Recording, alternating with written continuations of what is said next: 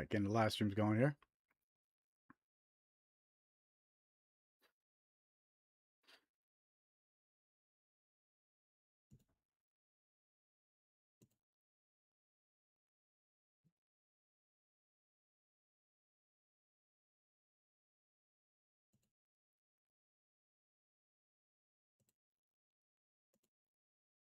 Got a text on your phone saying password expired. Link look weird, but your thumb feel wired. They fishing for the keys to your whole damn life. One tap, now they swimming in your bank late night. Dear customer, copy paste same line. Spelled your name wrong, can't even fake the design. Buzz in your pocket, yo, click for the check, click for the virus, click, lose respect. ScamAware101, Jared, break it down. What's up, Dave? If it sound too sweet, better turn it around. Welcome to the live stream. Good to see you. ScamAware101, say it with your chest. Call them out, got the number, treat it like a test. If your gut say run, then you follow that drum. ScamAware, class has begun. You must go to the store and buy gift cards. Stop! It's a scam! My uncle works at a hedge fund and gives me insider trading tips. Download this trading app. Stop! It's a scam! My bank suddenly needs my password, my PIN, and my first pet's social security number. Stop! It's a scam! This is urgent. You can't hang up. Get lost, scammer. They slide in your DMs, hey friend, long time. Photo look perfect, but the grammar ain't right.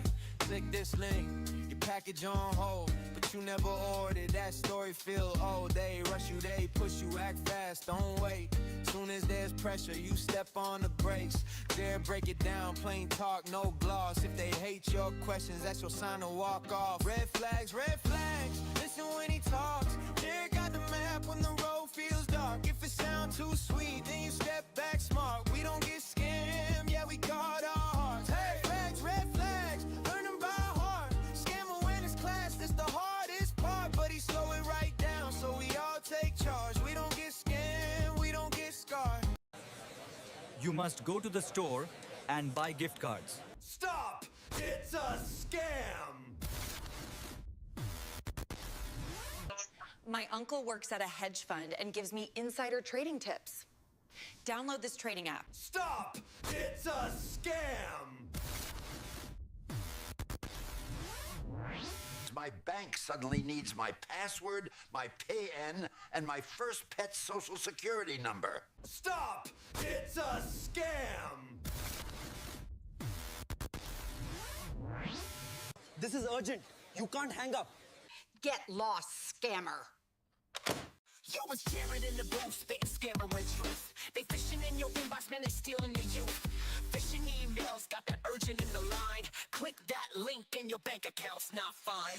Fake tech support, they call you at noon. Your PC's infected, yeah, they're singing that tune.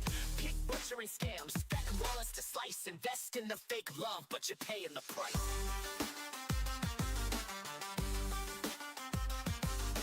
ScamAware101, keep your eyes wide open. If the deal seems sweet, man, they're probably hoping. Snatch your cash, leave you broken instead. Stay woke, my people, man, these crooks don't care. You must go to the store and buy gift cards. Stop! It's a scam! My uncle works at a hedge fund and gives me insider trading tips. Download this trading app. Stop! It's a scam! My bank suddenly needs my password, my PIN, and my first pet's social security number. Stop! It's a scam! This is urgent. You can't hang up. Get lost, scammer. It's your bank, message on your phone. Jared says pause, don't tap that alone. Spelling kinda shaky, logo looks strange. Why they in a hurry, what's the real game? Dave Cruz jumps in, check that URL. Little extra letter, rings like a bell. If they want your code, that's your front door key. Real ones never ask, just trust me. Scam awareness 101, we don't click quick, we don't just run. Stop, breathe,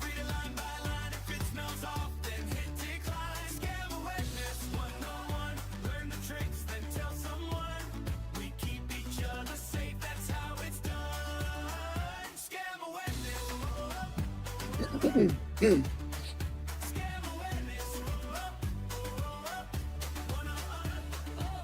gets a call, your grandkid's stuck. Voice sounds shaky, begging for $1. Jared hits speaker, asks one more thing. What's their middle name? What's their first dog spring? Nigella's on email, congrats, you won. Prize looks fancy, fees day one. All right. Welcome, everybody. It's Thursday, 5:50. You know what that means. Time for the weekly Scam Awareness live stream. Welcome, everyone. If it's your first time joining, my name is Jared with ScamAware101. Our mission here at ScamAware101 is to spread awareness about common scams that target you, me, your friends, your family, just regular, ordinary folks, just like you and me, right? We're being targeted all day long. Emails, text messages, phone calls. It's never ending, right? And we believe that knowledge is your best defense against scams, because it's very hard to retrieve the funds once you're actually scammed, right? Your best defense is being able to spot a scam and stop a scam before you lose any money to scam. So that's what we try to do. Every week we do this live stream is one of the ways that we try to spread awareness of these scams. We show you real examples of common scams. We show you a bunch of red flags to help you identify these scams. And we play real phone call examples for you. We show you real email examples. And hopefully we'll help you spot these scams and avoid them altogether, right? Because an ounce of prevention is worth a pound of cure when it comes to these scams. Hey, DVR, welcome to live stream. Good to see you. Very cool. Always good to see you, man. Good work out there. Anybody else on live stream, check out DVR's channel. He's doing some good work too. You want to support what we're doing over here at ScamAware101? We have YouTube memberships available. We also have super chats and super thanks enabled. You can donate directly, ScamAware101.com/donate. But hey, times are tough. We get it. But it's free to like, follow, and subscribe. So go find us on your favorite social media platforms, YouTube, Facebook, Instagram, X, Blue Sky, Threads. Hit that like, follow, subscribe button. It really does help. And if you're interested, we do have a merch store as well. Check out our YouTube channel, our YouTube store for some merch. Some coffee mugs, water bottles, mouse pads, stickers. Help support the mission over here. We also make great gifts for that friend or family member who keeps on getting scammed, right? They have a coffee mug on their desk that says ScamAware101. Nice little reminder not to click those links. Anyway, enough of that. Say hi in the chat. Let us know you're watching. Hit that like button. This evening, we're going to start off with going over 10 common red flags to help you identify a scam. And after those, we're going to dive right into some real examples and show you some actual text message examples, email examples. And coming up for the first time, we're going to be talking about arrest warrant scams, but that's normal. We do that all the time. But we're going to be sharing some recent examples of the fake paperwork that these arrest warrant scammers have been providing to their victims. It's amazing the paperwork that they're providing. They're providing fake non-disclosures, fake arrest warrants, fake orders to maintain contact, and the list goes on and on. It's wild. So we got that coming up, and that's a world premiere right there. Anyway, let's dive into these red flags, and then we'll get into some scam examples. Again, say hi in the chat. Let us know what scams you want to talk about. We want to hear what scams you've been targeting with too. We'd love to hear your stories and see what scams that you're being targeted with. So let's get into these red flags. So it's extremely important to be aware of these red flags to help you identify these scammers. Okay, in some cases, these red flags, they're going to be your last chance to stop the scam. We'll talk about that when we get there. But the main thing is that scammers rely on deception, urgency, and emotions to trick even the most careful people. So being able to recognize these red flags are extremely important, and they really make all the difference from stopping a scam in your case or stopping a scam for a loved one. Right? You hear your loved one mention these things, you can be like, wait, that's a scam. So let's talk about the first red flag here. The first red flag that you're dealing with a scammer. They create a sense of urgency using fear and threats. They insist on immediate action, right? Scammers try to create urgency and fear because those emotions push people to react quickly without taking the time to think. The more panic and pressure that scammers can create, the faster a victim will hand over money and information, right? So we see this a lot in grandparent scams, which we're going to show you an example of this evening. They make the senior, the grandparent, think that their loved one's in trouble. So of course the senior's going to react quickly, trying to help their loved one, but it's all a scam. Arrest warrant scams, like I mentioned, we got those coming up as well. But hey, if you think that you're going to get arrested, that could create a sense of urgency and fear, right? And scammers rely on that. When they tell you that they're going to come and arrest you, they want to scare you into reacting, right? Then there's the bank impersonation scams. The scammers, they create this sense of urgency and fear. They make the victim often think that their money's not safe in their account. Someone's gotten to your account, someone's stolen your identity, you need to withdraw that money immediately. That's what they say to scare the victim, right? So they're all examples of how scammers use fear to create this urgency, right? The best advice I can give you when it comes to this type of red flag is pause, stop, then verify, right? Hang up, cut off communication, and then verify through official channels. There's no reason to react immediately, right? Always verify what someone's telling you. Don't let them use fear to get you to react without thinking. Okay, so that's red flag number one. They create a sense of urgency using fear and threats. Right? Don't let them pressure you into falling for the scam. Let's talk about red flag number two. They request that you keep the matter confidential or secret. Okay, we see this a lot with scams. It's extremely common for scammers to ask for confidentiality. They don't want you to discuss the situation with other people because the more people you talk to, the more likely you'll be told it's a scam, right? They know that if you go calling your friends, your family, or talking to anybody, they might mention, hey, I know about that scam. And then their scam is blown, right? So they try to keep you on the phone. They give you all these stories of why you can't tell anybody and why you need to keep something confidential. You know, in the case of grandparent scam, they tell the loved one that she's embarrassed about the arrest, then ask you not to tell anybody. But that's just part of scam, right? Investment scams, they'll tell you a price is just for you, and it's a secret, not to share it with anybody. It's just a trick to get you to stay quiet. Inheritance scams, we see this a lot. You get that letter in the mail, it says you're entitled to some large inheritance, but at the end it says this matter is confidential. Who are they to tell you an inheritance is confidential, right? They use these little sneaky ways to try and get you to stay quiet and not talk to anybody, at least until they steal your money. Okay.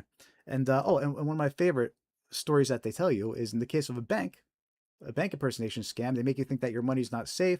They're investigating fraud. And what they say, you can't tell anybody about this because you might ruin the investigation. You might blow an investigation, right? They try to make you think that you're going to be held responsible for blowing an investigation. But again, it's all part of scams. It's a clever way to try to get you to stay quiet, right? They tell you it needs to stay confidential. It needs to stay secret. So that's red flag number two, that you're dealing with a scammer. Right? Someone's asking you to keep something confidential or secret. It's suspicious. Red flag number three, that you're dealing with a scammer. They ask to connect your PC to assist or investigate an issue. So sadly, over the years, this has become part of the playbook. That scammers, one of the things they want to do, they want to connect your device. They want to connect your phone. They want to connect your PC, right? Why do they want to connect your devices? Because to them, it's a gold mine, right? You have your logins and passwords stolen on your PCs.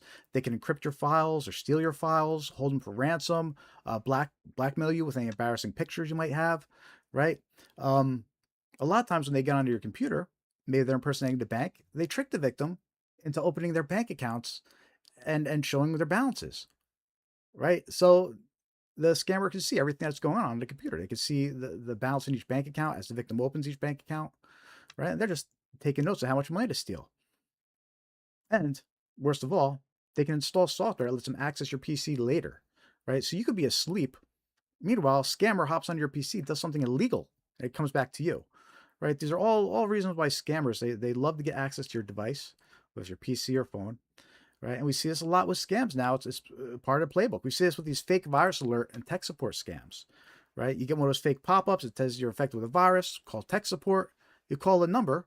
The scammer impersonates tech support, and they say, hey, let me connect your device, right? That's the trick. They're trying to connect your device with that fake virus alert. The fake order scams, right? You get these notifications that tell you an order was placed and a call number to dispute it. When you call a number to dispute it, a lot of times they'll say, let me connect your device to view the notification and see the order. Okay. The fake fraudulent activity, when they impersonate the bank, a lot of times what they'll do is they'll say, let me connect your device and we'll investigate the suspicious activity. You can check your bank accounts while I'm connected, right? Meanwhile, the victim's opening each bank account, showing how much money, to steal to the scammer. So anyway, it's a huge red flag if someone's trying to connect your device, whether it's to assist or investigate an issue, right? Even if you're tricked into calling that phone number, right? Again, that tech support phone number, that customer support phone number, be suspicious if they want to connect your device. And a good rule of thumb I tell people, really, when it comes to letting others connect your device, you should already have that tech support person in mind. All right. Maybe it's that family member that's good with computers. Maybe it's a local computer shop down the street. Maybe it's the tech support people at work, but you should already have a tech support person in mind. And they're the only ones that you let access your computer when you need help, right? This way you get one of these pop-ups about a virus or someone's trying to connect your device to look at whatever. Okay. Tell them no. Say, no, I'll deal with my tech support guy. Okay. That's a good rule of thumb. Anyway, that's red flag number three. Dealing with a scammer. They ask to connect your device. to assist or investigate an issue. All right, be suspicious. Scammers love getting on victims' devices. How we all doing out there? Hit that like button, say hi in the chat. Let us know you're watching. We're going to be streaming until about 8 o'clock-ish. So we're going to start off with some red flags here. We're on red flag number 4 out of 10. And once we get up to red flag number 10 after that, we're going to go over some common examples of scams that are actively circulating right now. Keep yourself protected and make you aware of what's going on out there. So invite some friends, get some more people in here. Hit that like button. Say hi in the chat. Let us know what scams you want to hear about. Lots of good stuff coming up for the next couple hours. And don't forget to subscribe. Like, follow, subscribe. It really does help. Red flag number 4, they're dealing with a scammer. They request payment. And this is probably one of the most important red flags, right? Because in this case, it's going to be your last chance to stop the scam. Okay. They request payment in gift cards, prepaid cards, cryptocurrency, or depositing cash at a Bitcoin ATM. And that's just to name a few of these unusual payment methods. But any mention of gift cards, any mention of cryptocurrency, or depositing cash at a kiosk, right? A kiosk, they probably won't call it Bitcoin ATM. Huge red flags. Okay, those unusual forms of payment, huge red flags. Scammers love to be paid in like gift cards and cryptocurrency because it's extremely easy for them and quick for them to transfer the funds, right? As soon as they get pictures of those gift cards, they could get the funds off them. As soon as they get cryptocurrency, that's it. They got it. You can't get it back, right? It's extremely hard, if not impossible, for victims to recover that money. So it's a huge red flag and your last chance in most cases to stop the scam. You know, if the scammer asks, if someone's asking for payment in gift cards, like Apple gift cards, right? These retail gift cards, or cryptocurrency, or they're instructing you to deposit money at a kiosk or an ATM, be suspicious and stop. Stop, take a break, go get some advice, talk to somebody. Okay? Those unusual forms of payments, huge red flag. And we see this a lot. IRS and Social Security impersonation scams. They impersonate government agencies and they ask for payment in gift cards or cryptocurrency. The government doesn't accept gift cards or cryptocurrency yet. So it's a scam, right? Romance scams. A lot of times the scammers, they get their emotionally attached victims to send them gift cards, send them cryptocurrency. Okay. Bank impersonation scams. Look, it's terrible. The scammer convinces the victim their money's not safe. And they have the victim withdraw their money from the bank. And then they'll have them go purchase gift cards, deposit at a cryptocurrency machine, right? And they'll even have cash couriers come and pick it up too. That's becoming more common now. They actually have someone come and pick up the cash as well. But for the sake of this red flag, any mention of gift cards, any mention of cryptocurrency, that's the red flag. Stop and talk to somebody. Okay, that's red flag number 4. You're dealing with a scammer. Red flag number 5, they're dealing with a scammer. The voicemail instructs you to call number displayed on the caller ID instead of stating actual phone number of call. Right? We see this a lot with these robocalls and these scam phone calls. It'll say, call the number shown or call the number displayed, meaning the number on the caller ID. Right? And that's a huge red flag. If it was a legit company, they'd be leaving an actual phone number to call. They wouldn't be telling you to call the number displayed. So why do they tell you to call the number displayed? Because their number's changing all the time, right? So instead of having to re-record the message and change the message every time they're calling around, they just say call number displayed, and whatever number it is at the time, there you go. Right? So it works for the scammer. It's convenient for the scammer, but it's a huge red flag for us that it's a scam, right? So if the voicemail says call number displayed, call number shown, don't do it. It's a scam, right? We see this a lot with fake order notification scams. Okay, you'll get a phone call, claims an order was placed, and the call number shown to dispute it. Utility, internet, cable provider scams, right? They leave you these voicemails saying you have a power bill due or electricity bill due, and it says call number shown, right? Because they want you to call number shown. They don't want you to call them the actual power company, right? They want you to call them the scammers. IRS and tax forgiveness scams. The list goes on. Basically, any voicemail you get that says call number displayed, call number shown, huge red flag. It's a scammer. Don't do it. Don't fall for it. That's red flag number 5. Voicemail instructs you to call number displayed instead of stating an actual phone number. All right, we're halfway there. Halfway there. Go up to 10 red flags, and we're going to go into some scam examples. We're just getting warmed up here with these red flags. I figured it'd be good to cover these red flags early off in a live stream because now, as we go through the examples afterwards, I can point them out more, right? But hey, there's that red flag we talked about. There's that red flag we talked about, right? So, red flag number 6. Oh, by the way, we actually have 2 videos about these red flags. These 10 red flags we're talking about right now, we have 2 videos on our YouTube channel, 5 red flags each, right? So if you want to go share these red flags later with a loved one, you go check out those videos. You can share our red flag videos on our YouTube channel. But anyway, red flag number 6, they're dealing with a scammer. An unsolicited email or text message instructs you to open a file attachment. Okay, so this is cybersecurity 101, right? You never want to open an attachment, an email or a text message that you weren't expecting or from someone you don't know, right? Because it'll infect you with a virus. Or worst case, or best case, it takes you to a fake website designed to steal your payment details, right? So you never want to open an attachment that you weren't expecting from someone, whether it's an email file attachment, text message file attachment, because scammers use those too. They'll use these attachments to bypass the filters. They use these file attachments to get past the spam filters and things like that on email. So again, worst case, it infects your computer. As soon as you open it, you get infected with a virus. Best case, it takes you to a fake website that's designed to steal your info. So never open those file attachments. So we see this a lot with these fake invoice scams. You get an email or a text message.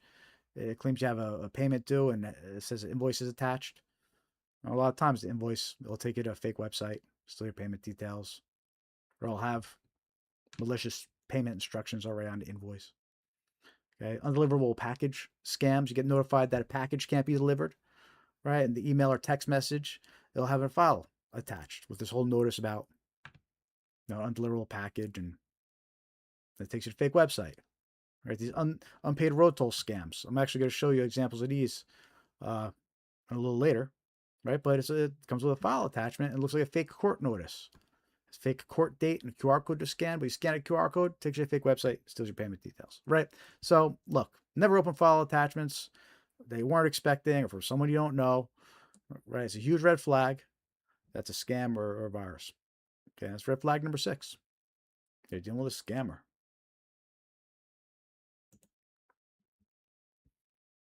Red flag number 7, you're dealing with a scammer.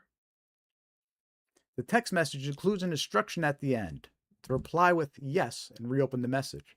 Let me know in the chat if you've ever gotten text messages like those. We're going to show you a few examples later on that have that instruction at the end. But basically, you get these text messages, and at the end of the message, it'll say, reply with yes and reopen the message.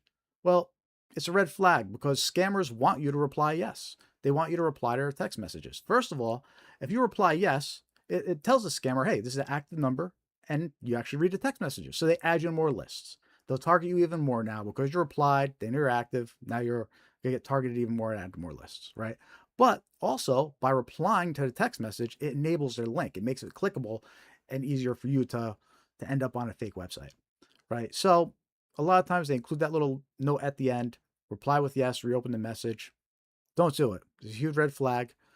You never want to reply to a scam text message. We'll talk more about that later as well. I have some examples of scams that do this at the end where they include the instruction, but really it's any text message scam at this point. Outstanding traffic ticket scams, undeliverable package scams, IRS, the list goes on. Any type of text message scam, it could include this instruction at the end that says to reply yes and reopen the message. Big red flag. Don't do it. Don't reply yes. Don't click the link. Don't fall for it. And that's red flag number 7. They're dealing with a scammer. Almost there. 3 more to go.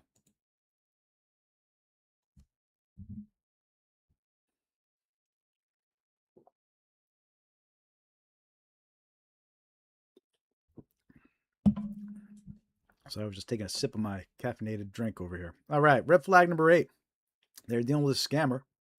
The caller asks to confirm personal information like date of birth, social security number, Medicare number, right? Scammers call you up and they impersonate medical, financial, government services to steal your personal information, to steal your identity.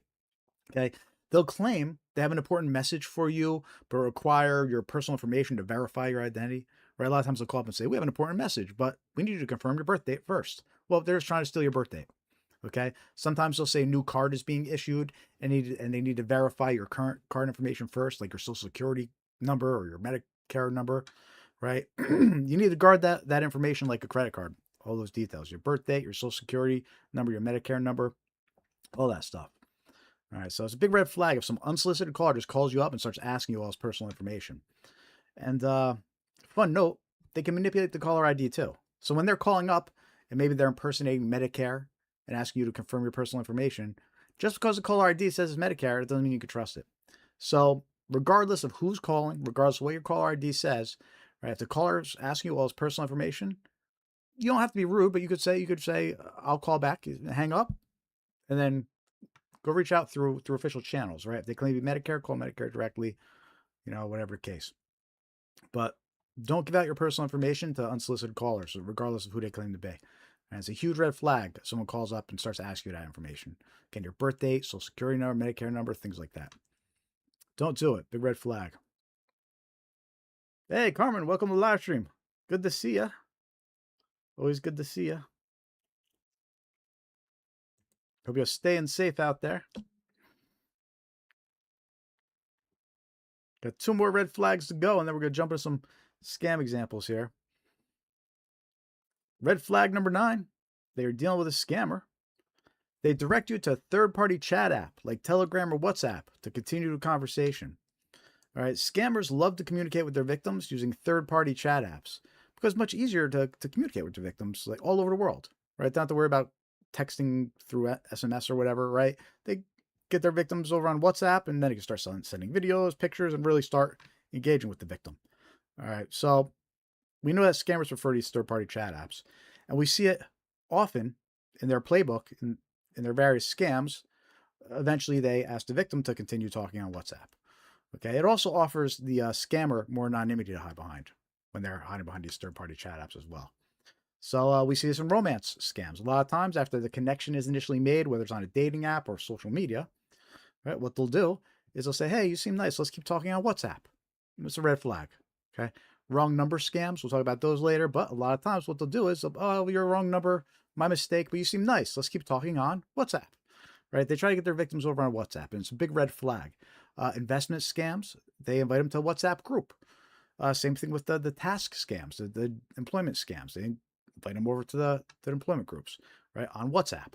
So it's a big red flag if whoever you're dealing with is telling you to continue a conversation over on Telegram, WhatsApp, or really any other third-party chat app. All right, so watch out for that. It's red flag number 9. They're dealing with a scammer. Don't fall for it.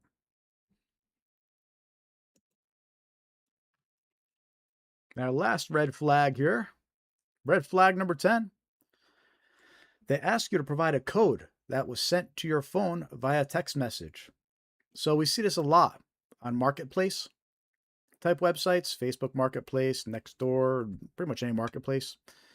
And what they do is the scammer impersonates a buyer or a seller, and they'll say something like they just want to confirm the victim's phone number, right? And then they'll say, I'm going to send a code to your phone just to confirm, your number's legit and you're who you say you are, right?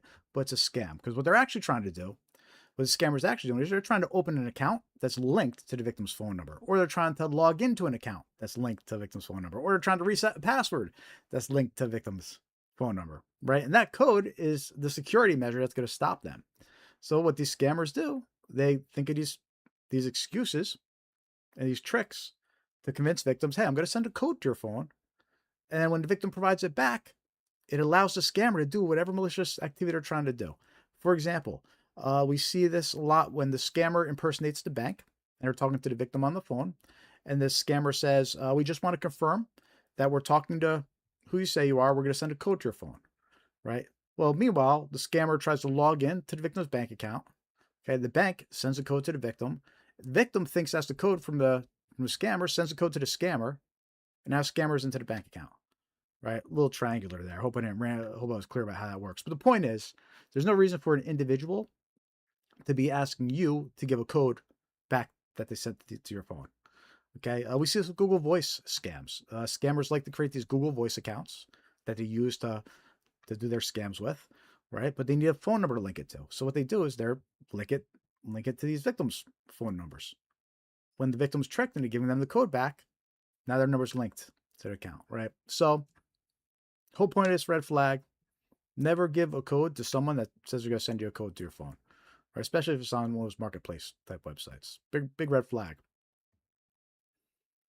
That's red flag number 10. You're dealing with a scammer. That's 10 red flags. There you go. Hope I didn't bore you all with that, but now we're going to get to the good stuff. We're going to go over some real scam examples. But about those red flags, though, they're important to be aware of. I'll point them out as we go through these scam examples on the rest of the live stream here. But make sure to check out, those videos. We have 2 videos about these red flags, five in each. So go check those out, share them with a loved one, and don't fall for these scams when you encounter these red flags.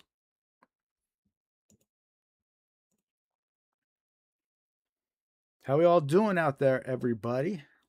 Say in the chat. Let me know you're watching. Hit that like button if you haven't hit like yet. We're going to be streaming until about 8 o'clock. Lots of examples of common scams targeting you, me, your friends, family, all coming up here. We're going to dive into some real scam examples right now. Want to support the mission over here? We have super chats enabled on YouTube, super thanks enabled, memberships. We have a YouTube store. Purchase some merch. Coffee mugs, water bottles, mouse pads, stickers, all good stuff. Oh, you know what I forgot to mention, though? Make sure to join our free mailing list. ScamAware101.com, and then hit join mailing list.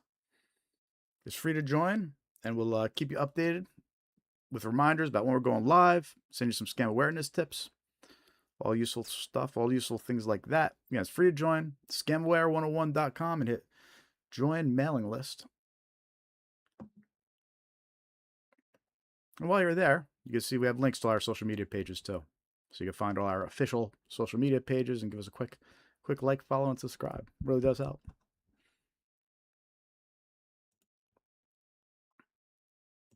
All right, so let's talk about some common scams now and show you some examples.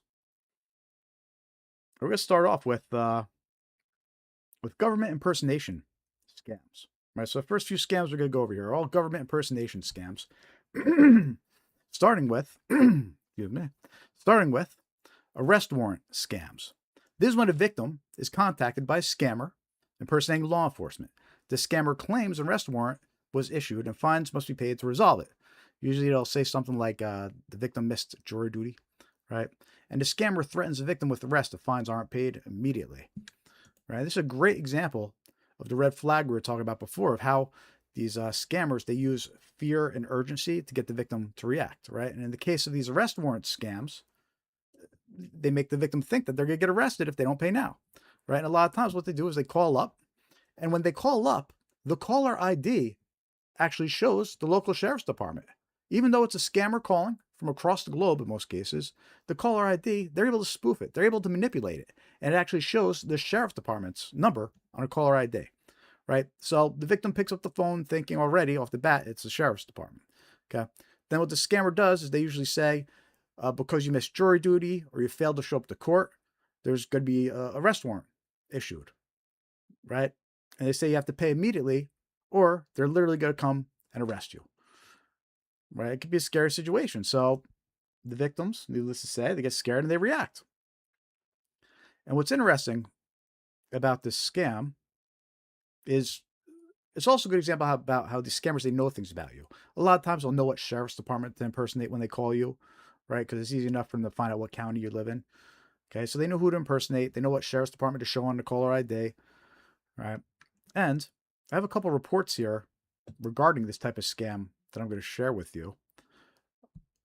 But then I'm going to show you some fake paperwork that these scammers actually provide, right? Because that's the other thing. Not only do they make it look like the caller ID says the sheriff's department, they provide fake paperwork, fake arrest warrants, fake non-disclosures, etc. So I'm going to show you a whole bunch of examples of those in a minute. But first, I want to read you a couple of these reports, some victim reports about these arrest warrant scams, because they have some useful details in them. So the first report here, a man reportedly from a sheriff's department in a city I used to live in said that there was a warrant for my arrest. It was due to not reporting for jury duty, right? So here you go, classic example. You get the call, claims to be a sheriff's department, said you failed to report to jury duty, right? Then they go on to say, I was not to discuss this with anyone because children were involved, right? There's that clever little request for secrecy or telling them to keep it confidential, right? They say, oh, children are involved, so we can't tell anybody.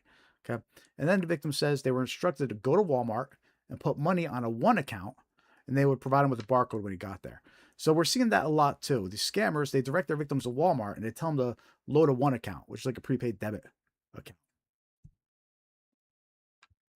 All right, so that's the first report from the victim. So I thought that was interesting, how they were instructed not to discuss, how they were directed to go to Walmart. All right.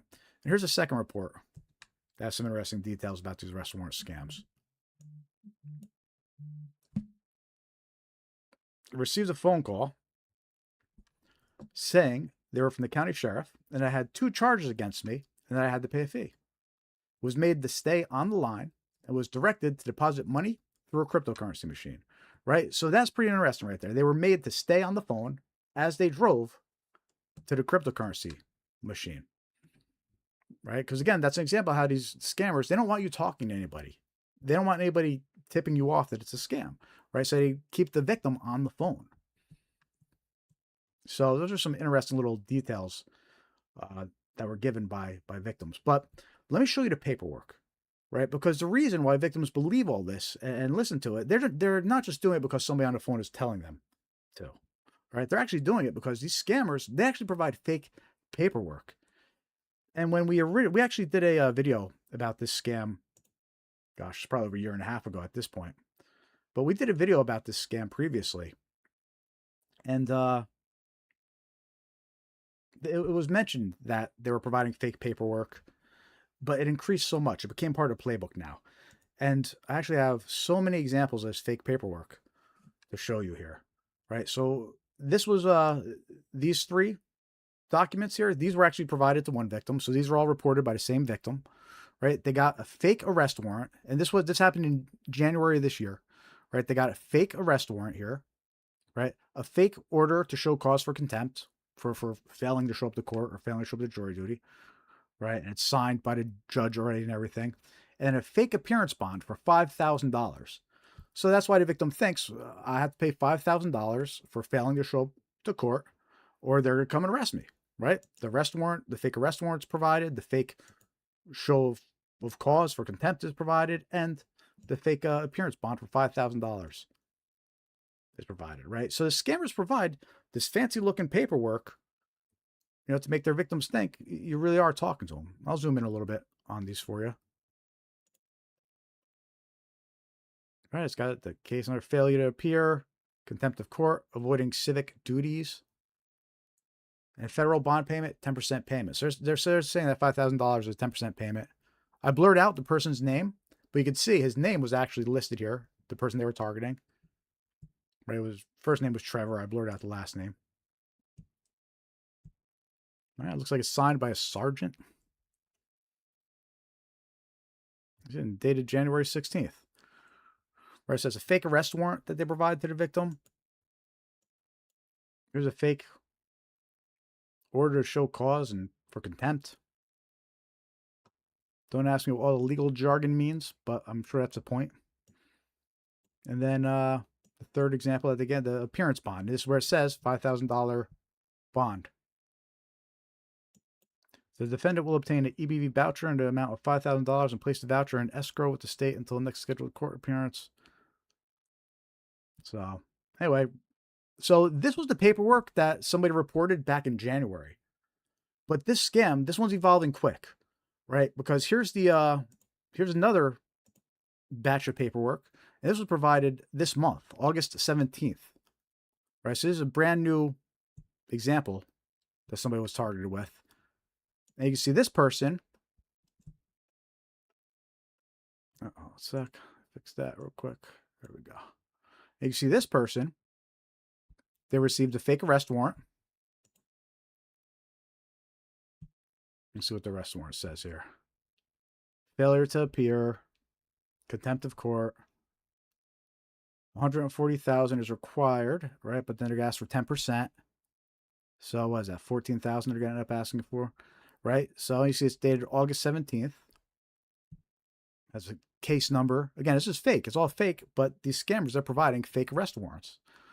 Then also provided to this victim was a fake non-disclosure agreement, right? So this is how they try to trick the victim into staying quiet too, right? You have a arrest warrant out. They say there's a non-disclosure agreement they have to follow or non-disclosure order, right? And then this one I find interesting.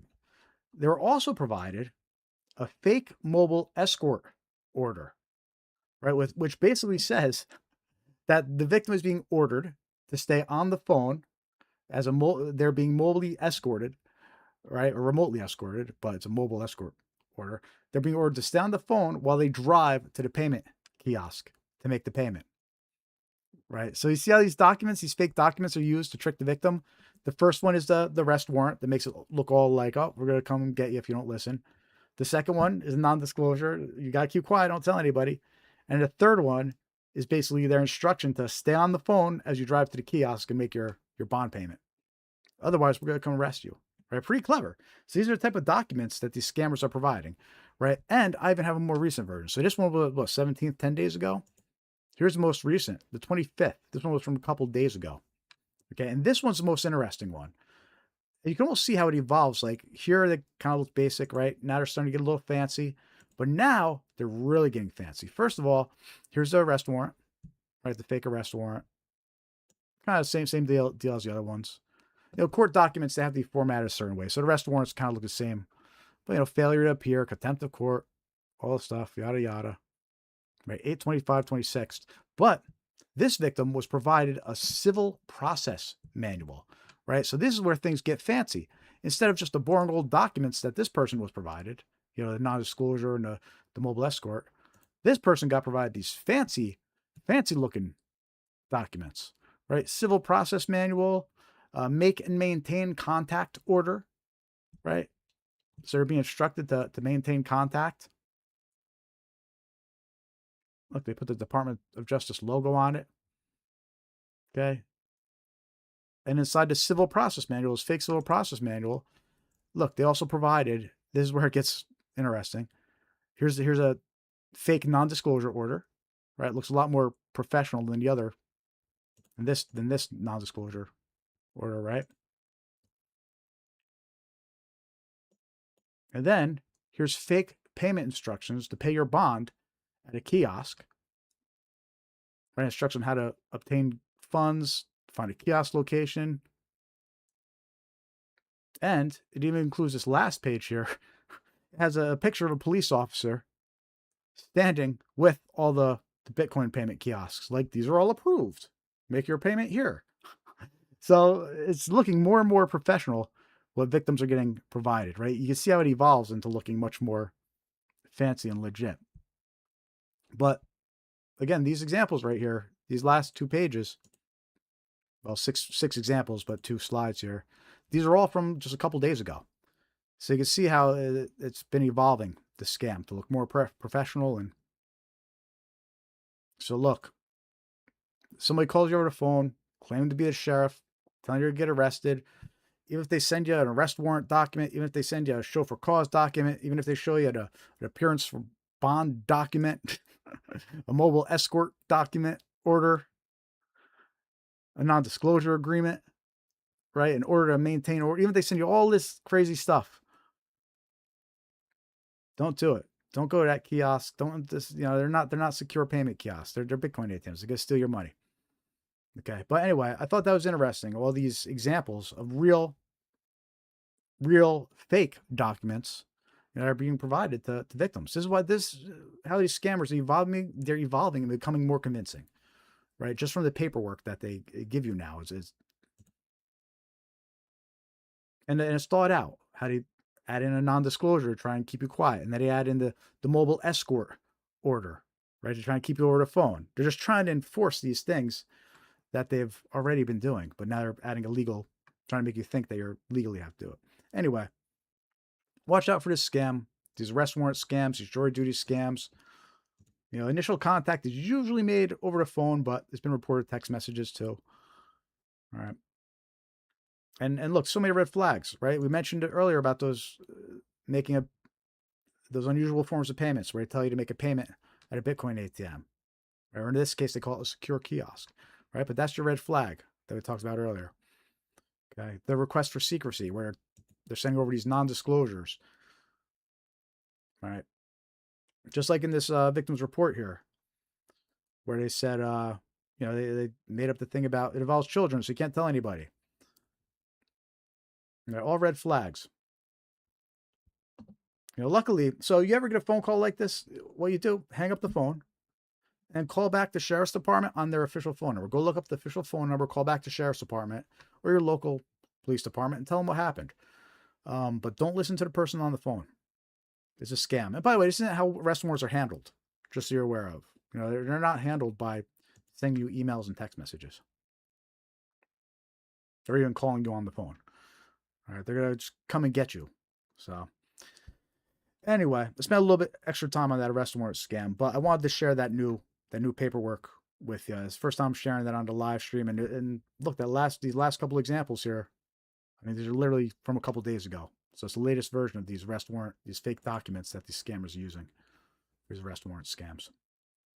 I mean, look at the picture of a police officer next. This cracks me up. Safe, secure, and convenient. It says, what does it say? As of January 1st, 2021, due to COVID, it says BTC Inc. is now our go-to for all payments made toward the FDIC insured processor. Yeah, that's funny. Oh, BTC Tech, right? So BTC is Bitcoin. All right, that's Bitcoin's symbol. But BTC Tech, Bailing Institute and Technologies. That's what they put in parentheses here. How funny is that? Oh, BTC Tech. That stands for Bailing Institute and Technology.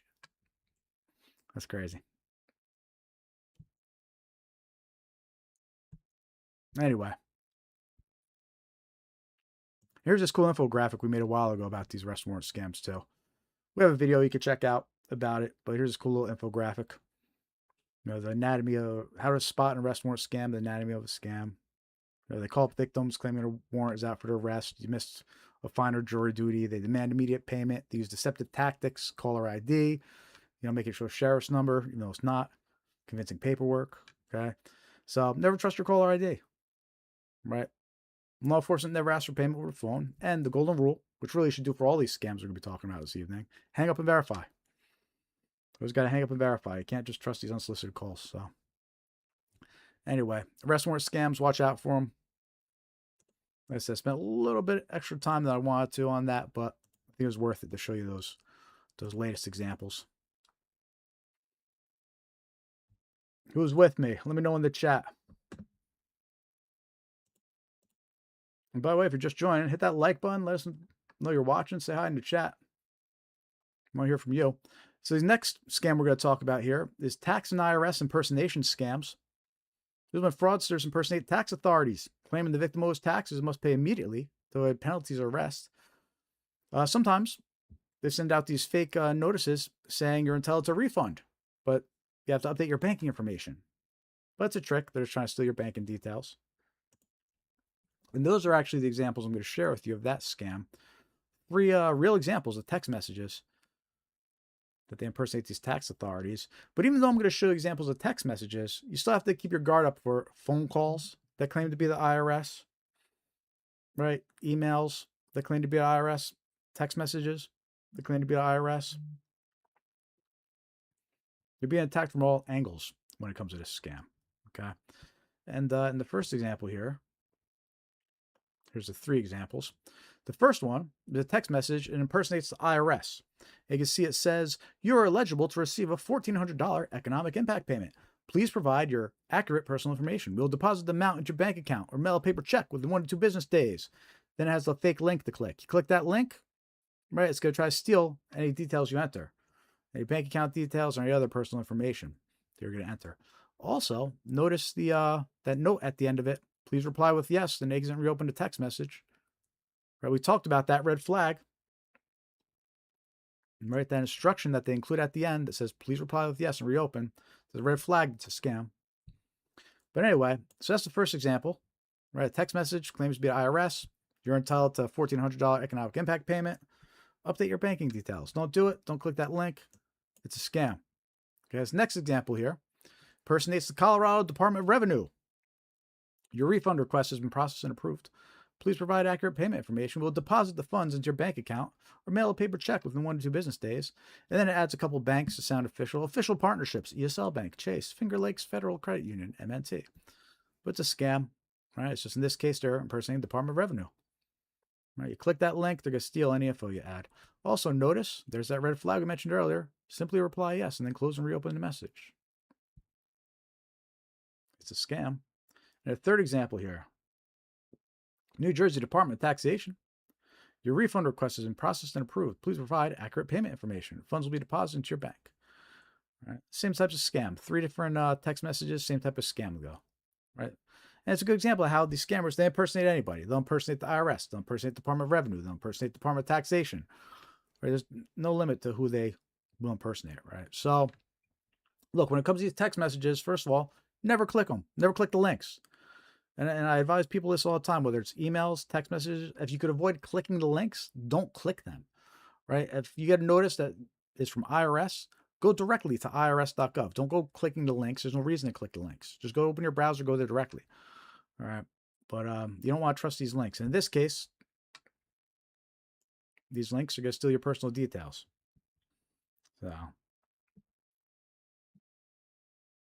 So watch out for these IRS impersonation scams. You know, they're active all year round. It always picks up, obviously, during tax season, but they're active all year round. So keep your guard up and don't give out your personal information. This isn't how the agencies will contact you. They don't contact you with random text messages. All right. Next government impersonation scam we're going to talk about here, Social Security impersonation scams. These are scammers impersonate Social Security and claim there are problems with the victim's number of benefits, or they try to steal the victim's personal information. They'll threaten action unless immediate payment is made, or sometimes they send out fake emails that appear to be from Social Security. Right? And that's the example I'm going to share with you on this screen right here. Right? You can see it's an email that impersonates Social Security, and it says, to see your statement, please download the file from this link. And it looks like there's a link to SSA.gov. But upon further analyzation, if you move your mouse over the link, you'll see it doesn't actually go to SSA.gov. It goes to a completely random website. So just because the link says SSA.gov doesn't mean you could trust it. It could point somewhere completely different, as in the case of this scam. Right? And the email continues to say, we hope you find your new statement useful and informative. Thank you for using the Social Security Administration services. Right? So it makes you think you have a statement from Social Security. But if you click that link, you'll actually get infected with a virus. You'll get infected with malware in this case.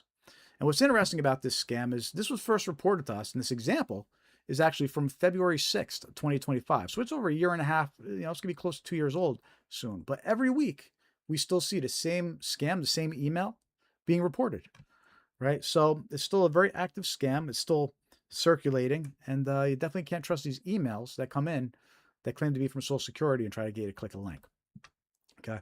But just like the IRS impersonation scams, you have to keep your guard up all around. It's not just emails, right? Phone calls too, right? The scammers, they call up and they impersonate Social Security. Sometimes they'll say there's a problem with your account, or there's updates or changes to your benefits, right? They'll ask you for your Social Security number to just confirm it, they'll say, but they're actually trying to steal your Social Security number, right? So you have to have your guard up. Any emails, any texts, any phone calls, right, that claim to be from Social Security, verify it through official channels.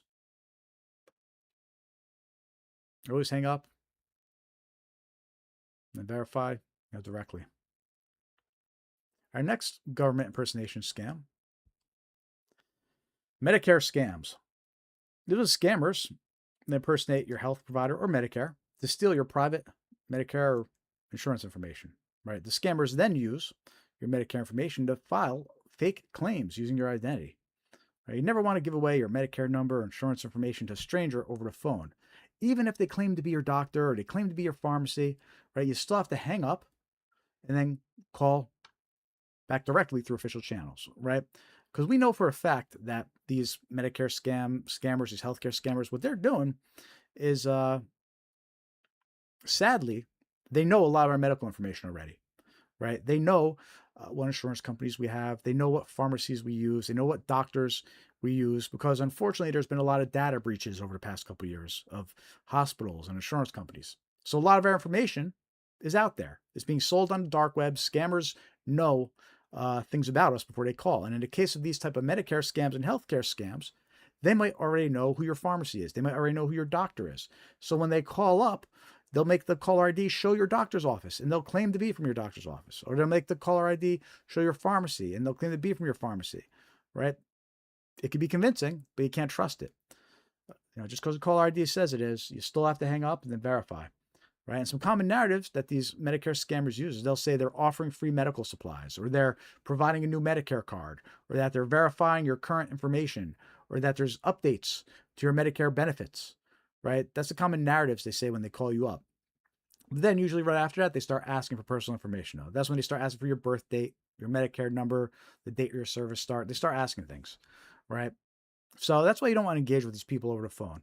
Never, if it's an unsolicited call, you weren't expecting it, and somebody starts asking you this personal information, even if your call ID says it's a pharmacy, even if your call ID says it's Medicare, it doesn't mean you can trust it. You got to hang up and call back through official channels, right? If they're claiming to be from your doctor's office, hang up and then call your doctor's office directly. Okay. Very, very common scam right now, these Medicare scams. Lots of Medicare fraud happening. Lots of claims being filed and money being stolen. Identities being stolen. So don't do it. Don't fall for it. And by the way, one last thing about that. It doesn't matter what the scammer knows about you already. They might even know the last 4 digits of your social security number.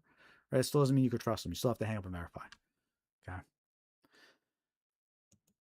Our next government impersonation scam that we're going to talk about here is outstanding traffic tickets. So it's actually been kind of fascinating watching this scam evolve over the past year or two, these outstanding traffic ticket scams, because it actually started as these fairly basic unpaid road toll scams. Let me know in the chat if you remember these from a year and a half, 2 years ago. Every other day, you're getting these text messages about unpaid road tolls and impersonating SunPass, impersonating EasyPass, right? And that says, click here to pay your toll. Well, what happened is eventually they started evolving. They started evolving into these outstanding traffic ticket text messages.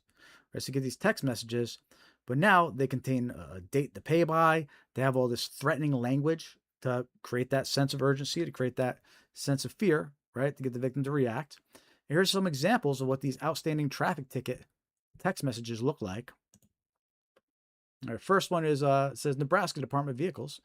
Enforcement penalties begin July 21st. Our records show that as of today, you still have an outstanding traffic ticket in accordance with Nebraska State Administrative Code 15C-16. If you do not complete payment by July 20th, we'll take the following actions. Here's where they start using all the scary things that are going to happen. We're going to report to the DMV violation database. We're going to suspend your vehicle registration. We're going to suspend your driving privileges, transfer to the toll booth and charge a 35% service fee. You may be prosecuted. Your credit score will be affected, right? All scary things. So people get these text messages. They freak out. They click the link and they get all their payment details stolen, right? So again, this first example is of a text message that was in Nebraska, but the second example, text message in Illinois. Now here's the thing. It's actually identical to the first one that I just read you. So I'm not going to read it again, but I wanted to use it as a point to show you that once a scam is circulating in one state, chances are it's in all the other states too, right? Because there's text message right next to it. Again, it's identical. The scammer just changed out the state from Nebraska to Illinois. Okay. Same language, same threats. As third example here, final notice, unpaid traffic violation, payment required by January 19th. There's a final notice for an unpaid traffic violation under New Jersey law. NJSA Title 39. Failure to pay by deadline will trigger enforcement actions. And they go into the same scary threats that these other text messages did.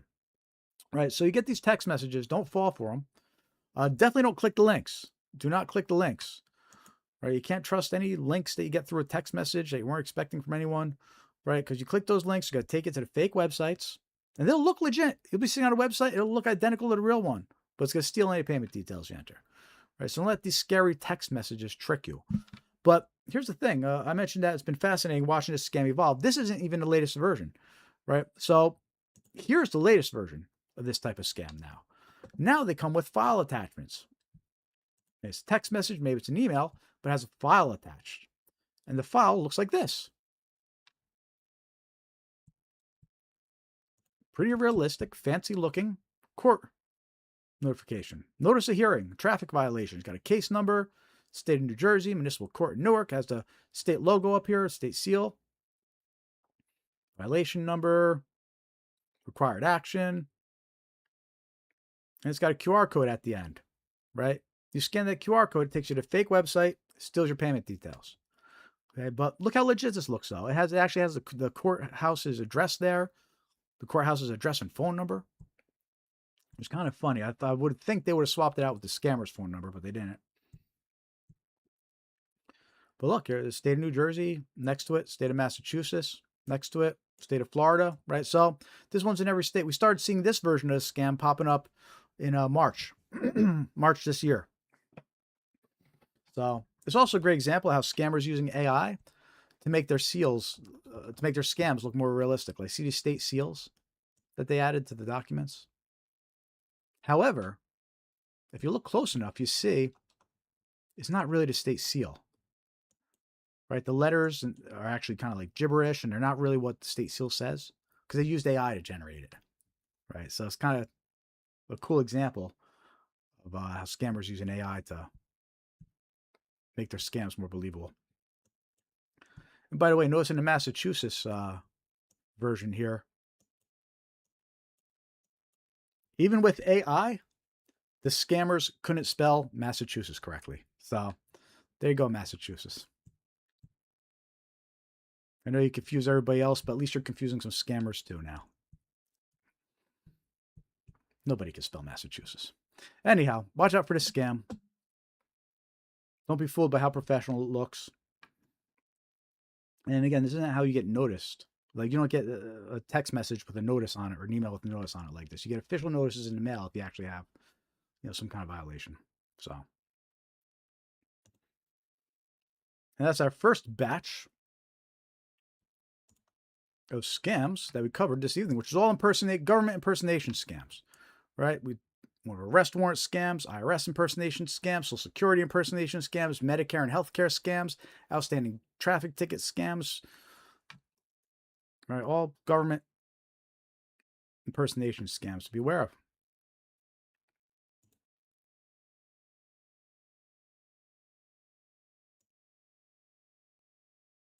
All right. Now, we usually do on these live streams, we take a quick 5-minute break, an hour in, and then we continue the rest of the live stream uninterrupted. So it's time for that quick 5-minute break. To refill a ScamAware101 coffee mug, get recaffeinated. We'll go play some tunes during the break here. So feel free to rock out while you wait. But stay tuned. We have lots of good stuff coming up. We're going to talk about social media scams, wrong number scams, pig butchering scams, romance scams, AI threats. And that's just the scams to impersonate strangers. After that, we're going to talk about some business impersonation scams. So lots of good stuff coming up. We're going to at least 8 o'clock, probably a little after. So still time to invite some more people in here. Hit that like button if you haven't yet. And stay tuned. We're going to be back in 5 minutes. Got a text on your phone saying password expired. Link look weird, but your thumb feel wired. They fishing for the keys to your whole damn life. One tap, now they swimming in your bank late night. Dear customer, copy paste same line. Spelled your name wrong, can't even fake the design. Buzz in your pocket, yo, click for the check, click for the virus, click, lose respect. ScamAware101, Jared, break it down. If it sound too sweet, better turn it around. Cash, fast love, miracle and cash. Hit the lead, not the link. We ain't falling for that. ScamAware101, say it with your chest. Call them out, block the number, treat it like a test. If your gut say run, then you follow that drum. ScamAware, class has begun. You must go to the store and buy gift cards. Stop! It's a scam! My uncle works at a hedge fund and gives me insider trading tips. Download this trading app. Stop! It's a scam! My bank suddenly needs my password, my PIN, and my first pet's social security number. Stop! It's a scam! This is urgent. You can't hang up. Get lost, scammer. They slide in your DMs, hey friend, long time. Photo look perfect, but the grammar ain't right. Click this link, your package on hold, but you never ordered. That story feel old. They rush you, they push you, act fast, don't wait. Soon as there's pressure, you step on the brakes. Dare break it down, plain talk, no gloss. If they hate your questions, that's your sign to walk off. Red flags, listen when he talks. Jared got the map when the road feels dark. If it sounds too sweet, then you step back smart. We don't get scammed, yeah, we guard our hearts. Hey, red flags, learn them by heart. Scam awareness class, that's the hardest part. But he slow it right down, so we all take charge. We don't get scammed, we don't get You must go to the store and buy gift cards. Stop! It's a scam! My uncle works at a hedge fund and gives me insider trading tips. Download this trading app. Stop! It's a scam! My bank suddenly needs my password, my PIN, and my first pet's social security number. Stop! It's a scam! This is urgent. You can't hang up. Get lost, scammer. Yo, it's Jared in the booth, spitting scammer with truth. They fishing in your inbox, man, they stealing your youth. Phishing emails, got that urgent in the line. Click that link and your bank account's not fine. Fake tech support, they call you at noon. Your PC's infected, yeah, they're singing that tune. Pick butchering scams, fat wallets to slice. Invest in the fake love, but you're paying the price.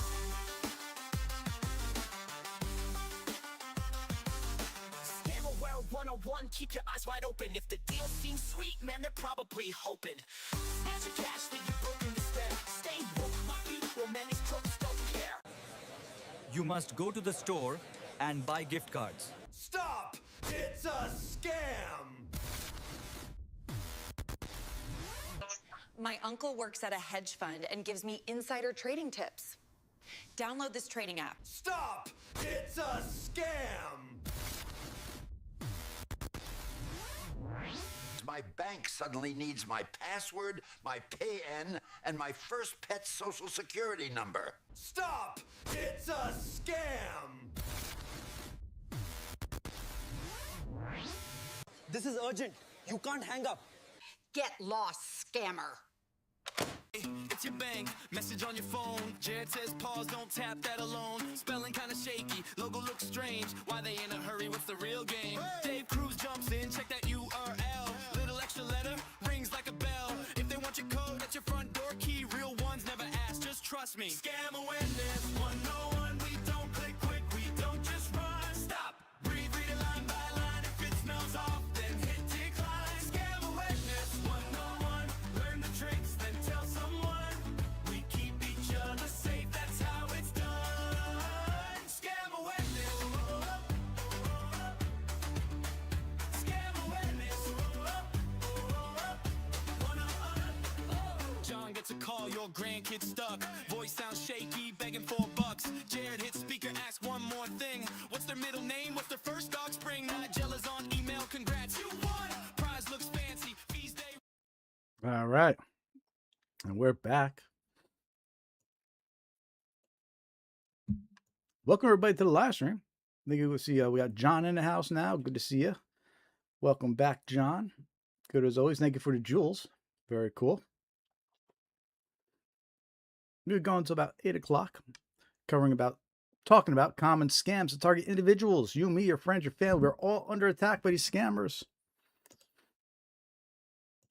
So what we like to do is we like to share real examples of these scams to help you identify these scams and stop them before losing any money to them. Right. So for this next portion of the live stream here, we're going to talk about scams that impersonate a stranger. Right. And what I mean by that is social media scams.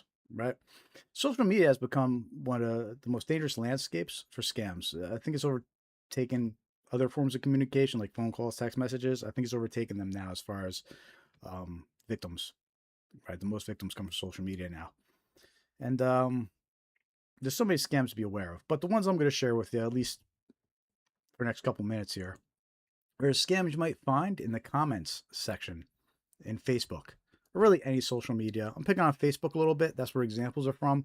But really, the same type of scams are also on all the other social media platforms, right? You can run into these in the comments section on any of them, right? So I'm going to share 3 different types of scams they might encounter in the comments section and not to fall for. And we'll start with fake prize and sweepstakes winner scams, right? In the comments on social media. You can see here in the first couple examples. These are real examples right here, taken from actual posts on social media. Notice how these 3 examples, they actually impersonate celebrities or other organizations. Like the first one impersonates the Reba McEntire fans chat and giveaway. It says, "Congratulations, you have been selected as one of the random winners. Your name is appearing on a winning list. Please get back to me upon receiving this message." Right? It's not a message, it's a comment, but they're targeting victims in the comments, right? Trying to trick them into messaging, trying to trick them into engaging, right? The second one here impersonates the Eagle 100.9, a radio station. It says, "Jessica, congratulations on your being chosen as today's winner. Visit my page," right? Again, it's a trick. They're trying to get Jessica to send them a message and start engaging with them. Right? Next one, Toby Mac giveaways. "Lorraine, you won. Visit my profile." It's a scam. It's not really Toby Mac. They're impersonating him, right? But these are the type of comments that they try to trick users into sending a message, following the page, because once the user or soon-to-be victim follows the page or sends them a message or engages with them, they open the door to the scammer now. Right? The reason the scammer is targeting you in comments is because if they message you directly, it's going to get blocked. If they try to add you as a friend, it's going to get blocked. But they can still target victims in the comments section, right? And that's why they do this. That's why they leave comments like this, because they're targeting the victims, trying to trick the victims into messaging them. Right? It's trying to trick the victims into opening a door. Once the victims message them and open that communication, now the scammers can proceed with their scam, right? So in a lot of cases, these fake prize and sweepstakes scams, by the way, these are very active out there in the real world too, right? This scam is very common offline, and it's very active right now. Phone calls. Every week we hear about victims receiving phone calls that they impersonate Publishers Clearinghouse. They say the victims won a car or won a sweepstakes, right? But that type of scam, what they do is they trick the victim into paying a fee to collect the prize, or they trick the victim into paying taxes to collect the prize, right? But it's the scam. And this version is it's the online version, right? Now they're targeting users in comments, right? So you need to be aware of these fake prize and sweepstakes scams, whether it's in the comments section on social media or a postcard that arrives in the mail, right? Or a phone call where somebody says, "Hey, you've won Publishers Clearinghouse," right? It's a scam. So be aware of this one all around, especially in the comment section on social media, as you can see from these real examples. The second type of scam you should watch out for on social media, and again, these are real examples from Facebook, but again, they still apply to all social media, is harmful comment links. All right, what the scammers do, and in the examples I'm going to show you here, is what the scammers do is they take advantage of breaking news, right? So, and it doesn't matter what news station you might follow or listen to, what these scammers do is they will leave comments on posts about breaking news. So something's unfolding live, something's happening now, the news station posts breaking news. All these scammers jump in and they say, "I saw it all unfold live. Here's raw footage they're not showing." And then there's the link to the fake website. Or they say, "I managed to record the moment it happened." And there's the link to supposedly try to view it. Or they say, "I froze for a second, then hit the record button. This is what I saw," right? And they put the link there. These links are going to take it malicious sites. They're going to install malware on your computer or try to do something harmful. All right. And they have nothing. They're not real. You're not going to see any footage at these links. But the scammers are taking advantage of the breaking news, right? And they do this for all the different news stations on social media, right? Whatever they're posting about, it doesn't matter which side of the political spectrum, whatever these stations post about, you look in the comments, a lot of times you're going to see these bots posting, "I saw it all unfold live. Click here. For more information, click here." They're just taking advantage of the confusion, right? Don't click those links.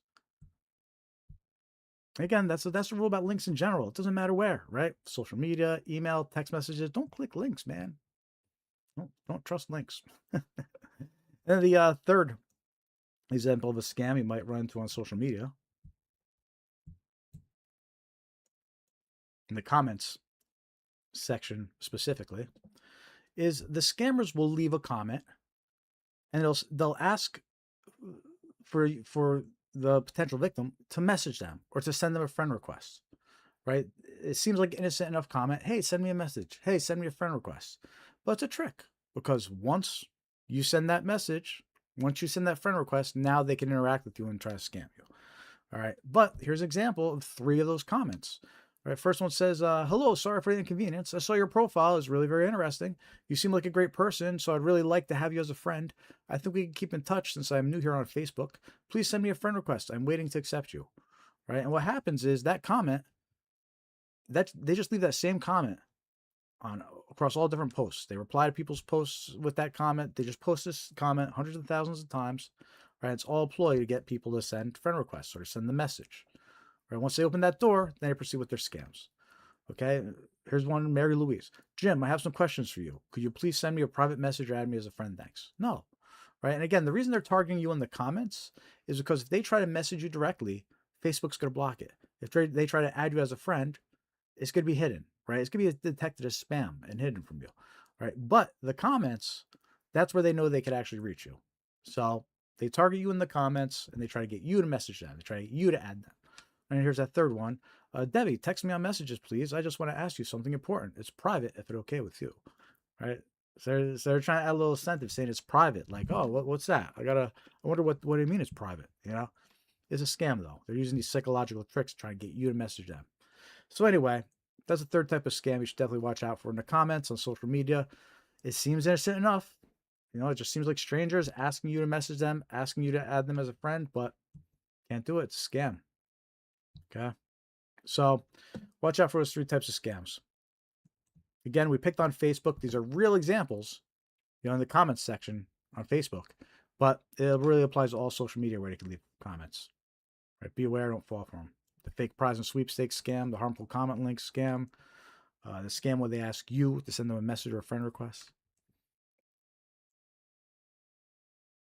And by the way, one last note about that. You might be wondering, well, what's the worst that would happen from a message or friend request? Once you open the door to them and they start engaging with you, some of the most dangerous scams evolve from that. And what I mean by that is they'll spend weeks or months even gaining your trust first. For weeks and months, they'll be talking to you like a friend, messaging you every day. They'll build up this whole, you know, feeling of a friendship with you for weeks, maybe even months, right? But then when they get your trust, what they do, they hit you with a pig butchering scam. It's an investment scam. And they take your entire life savings. Or they hit you with a romance scam. They rip you off that way, right? Look, you're talking to someone every day for weeks and months. You know, you're likely to take some financial tips from them. Or maybe get connected to them, right? So they know that these long-term deception scams, they lead to big payoffs. And we're going to talk more about those romance scams and pig butchering scams. They're very important to be aware of, especially the pig butchering scam. Anyhow, watch out for these Facebook comment scams. They could lead to some of the worst types of scams there. Wrong number scams. Similar to what we just talked about, the social media scam. Something as innocent seeming as a wrong number, you know, someone that accidentally texted you, it could evolve into a scam that takes your life savings. Because it's one of these friendship scams where they, oh, sorry, I had the wrong number, but let's be friends, right? And then they spend a couple weeks, months building up your trust. And just like the other scams, after they build up your trust, that's when it turns into an investment scam, pig butchering scam. That's when it turns into a romance scam. Those types of scams, they want to take everything you have, right? And look, this is why it's so dangerous. These wrong number scams, they could start from any type of message, any random message from any number. Hey, Anna, I'm Josie. Excuse me, is this Emma? Have a cup of coffee together sometime, right? It could open with any just random message like that. And the idea is the scammer wants you to reply back and say, who is this? Or you have the wrong number. All right. The scammer wants you to reply. That's how this scam works. And first of all, once you reply, now the scammer at the very least knows your number's active, right? And they'll add you to more lists and they'll target you with more scams from different numbers and stuff like that. But the reason they want you to reply is because they want to say, oh, I'm sorry, but you seem nice. Let's be friends, right? I didn't realize I had a wrong number, but you seem nice and friendly, right? And they try to evolve it into a friendship. It might sound out there, but it works. People losing a lot of money to this. So here's some examples of how a conversation could go. This is actually a real example, right? And this one started with a message that said, hi, right? We replied back, hi, who's this?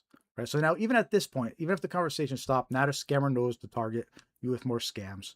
So look, before I even go any further, our advice here at ScamAware101 is don't even reply to these text messages, right? If it seems like it's the wrong number, don't even reply to be friendly. Just let it go. They'll realize it's a wrong number. But 99% of the time, it's going to be a scammer that is trying to find out if your number is active. They're going to target you. It's not even worth replying. As soon as they know your number is active, they're going to target you even more. So don't reply at all. But anyway, so we reply, hi, who's this? And the scammer goes, I'm Karina. Are you David? We met last week at Linda's party and you picked this number for me. They reply back, hi, sorry, you have the wrong number. Right? Like no reaction so far. Scammer goes, oh my gosh, I checked and found out I entered the wrong area code. I hope this doesn't bother you. They're probably back. That's okay, no problem. Right? At this point, if it was really wrong number, the conversation should end. Right? It's already gone on too long. Right? It should usually end. Wrong number established, fine. But since it's a scam, they're going to keep on messaging you. Scammers can keep on going. Thank you very much. You're a very friendly and polite person. I hope we could be friends. Nice to meet you. My name is Karina. What can I call you? All right. We reply back, Pat. All right. So now they're already gathering information. Ask my name. All right. They said, you have a beautiful name. I'm from Malaysia, currently living in Los Angeles. Where do you live? Right. So now they're trying to find out where you live. All right. At that point, we cut off the conversation. But then they're going to ask your age, right? After you give them the age. And eventually, after that, they're going to say, hey, let's keep talking on WhatsApp. They're going to try to get you over onto a third-party chat app. Right. But once they got you talking, people can be pulled into this friendly conversation. Sometimes, not only do people get pulled into the friendly conversation, but also here's another example of this scam. Right. This says, hi, Byron, I'm Jane. And they included a picture with it. Right. So they'll do that too. They send you these unexpected text messages. They include a picture with it. Right. And also what's interesting about this scam, this specific example that I have on the screen, not only did they include a picture, so notice we didn't reply, right? So the message comes in at 1:58 p.m.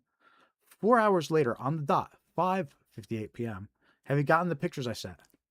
Right. Now, the reason I point this out, why it's 4 hours on the dot, is because this isn't even a real person sending the message right now. This is a bot. This is a bot that's programmed to send hundreds and thousands of people the same the same message. Hundreds of thousands of different phone numbers getting the exact same message, exact same picture, right? And it's programmed for those who don't reply. 4 hours later, send the follow-up, right? So that's why 4 hours on the dot it happened. That's no coincidence. It's programmed to do this. So look, it's not even a real person sending out these initial messages. First, when they go through that whole process of gathering information, like we see back over here, we're asking your name, where you're from, right? That's all the bot. That's all automated because scammers use technology to automate this, right? Eventually, you'll be handed off to a real scammer, but they're using AI and bots to gather information first, right? So anyhow, best advice, don't even reply. Even if it seems like innocent enough wrong number message, it's not even worth replying to them. If you can't resist, at least stop once they try to keep the conversation going. Okay, once they start saying, oh, I'm sorry, you seem like, stop. Don't reply, block the number. All right, but my advice right off the bat is don't reply initially. So wrong number scams, watch out for them. Extremely dangerous.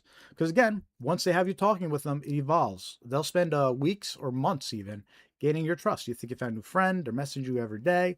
They get you over on WhatsApp and send you like pictures and videos. Hey, just hanging out, stuff like that, right? After a couple weeks, a few months, after you gain their trust, that's when they try to steal everything you have through an investment scam, the romance scam. And it's so damaging because you trust them. They gained your trust after weeks and months. You're not expecting to get scammed, but it does. Anyhow, and the two types of scams that these usually evolve into is a pig butchering scam or a romance scam. We're going to talk about the pig butchering scam right now. Look, this scam is super dangerous. So what a pig butchering scam is, it's just another term. It's an investment scam, right? And what it is the scammer builds up a fake friendship or relationship with the victims, usually online, and then convinces them to invest into something, right? And the reason why it's so convincing is because it's not like the scammer is like, hey, send me money. No, it doesn't work like that. Instead, the scammer is like, hey, after they built up your trust for a couple weeks, a couple months, right? In the previous methods that we just talked about, wrong number, build up your trust, message on social media, start building your trust after, right? That's when they hit you with this investment scam. They'll say something like, oh, my aunt or my uncle is an expert investor and that's how I make my money. Or I'm in a private investment group, an invitation only group. Or I learned how to do this trading overseas. I learned about this trading app overseas, right? And what they do is they say, if you want to join it, go to this website, use this app, right? So it's a little less suspicious than saying, just send me money, right? They're tricked into being like, hey, well, just join the platform. Here's the platform that we use, all right? So the victim thinks, oh, okay, they're using a platform, right? Victim goes and installs the app, uses the website, does a deposit, right? Starts doing some trading, okay? And they're seeing returns. All right, great. They want to take out a little money. The app lets them take out a little money, right? Just to gain their trust, okay? Wow, this is great. Everything they do, every trade that they get told to make, keeps on making money, keeps on making money, right? And that's how the victim gets pulled in. Right now they're thinking, wow, this is a legitimate thing. It looks like a legit app. I was able to deposit money. I was able to take out money. I see my balance growing, so it's actually making money, right? And meanwhile, behind the scenes, the initial person they were talking to is now building up. Hey, yeah, this is great. Let's get in more on this and get on more on that, and right, is really building up the victim's faith in what's happening here, right? So what happens is many victims actually get conned into putting their entire life savings, putting their entire retirement fund, putting everything they have in these fake trading apps, these fake trading websites, these fake trading platforms that are part of these pig butchering scams because they look so realistic. They look so real, right? But really, the only thing real is that they're taking your money. Everything else is fake. The returns they show are fake, right? That's why this is such a convincing scam. They're actually not making those returns. It's all fake, right? It's an app or website designed to show you fake returns, make it look like you're making all this money off your investment, and then trick you into keep on investing. Right? So that's how people lose their life savings to this type of investment scam. And this is an old number here. I got to update to the latest numbers. But in 2024, consumers over the age of 60 lost $744 million to this scam. And that's only consumers over the age of 60, right? And again, this is an old number. That's 2024. So the newest stats are even more money being lost.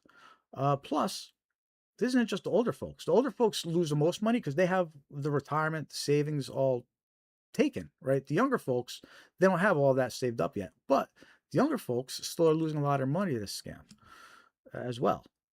So everybody's being scammed by these pig butchering scammers. And the reason why it's called pig butchering, right, is because as they convince the victim to keep on putting in more money, look at the returns, keep on putting in more, they call it fattening the pig, right? And then once the victim has no more money to put in, that's when they butcher the pig, right? That's why I call it the pig butchering scam. Anyway, so very convincing scam. They use fake apps, fake investment apps to look legit, right? They gain your trust for weeks and months before they even mention it, right? So you've been talking to this person, maybe you play online games with them all the time, or whatever generation, I don't know, right? Maybe you play other games with them, Words with Friends or whatever online or something, or if you just text message all the time or watch movies, regardless, they gain your trust and you think you have a friend after a few weeks, few months, and then out of nowhere they hit you with oh, by the way, I make money doing investing. You should get in on it. Anyhow, don't fall for this scam. Extremely damaging, right? If you're gonna do any trading, only use official platforms, right? Don't get tricked into downloading these no-name apps. Just because in the app store doesn't mean you could trust it. Okay, that doesn't mean you could trust it. These fake apps, fake websites, they're real easy for these scammers to set up. They set up for this purpose. They spend a few months or years scamming people with them, and they shut them down. All right. So don't fall for these pig butchering scams. Extremely dangerous. Hey, we got John in here saying terrible scam, all of them. I hate scammers. Yep. Oh, he also said I blocked WhatsApp and its router, so nobody in the house can use WhatsApp now. Get lost, scammers. There you go. That's a spirit. There you go, John. That's how you do it. Get lost, scammers. Anyway, watch out for these pig butchering scams. Extremely damaging. Let's talk about these romance scams. These also tend to evolve from what we mentioned earlier. These wrong number messages, they evolve into a romance scam. Right? Those messages on Facebook, they evolve into a romance scam or a pig butchering scam. Right? Or, hey, maybe somebody's using the online dating apps, online dating profiles. You got to deal with the romance scammers on there too.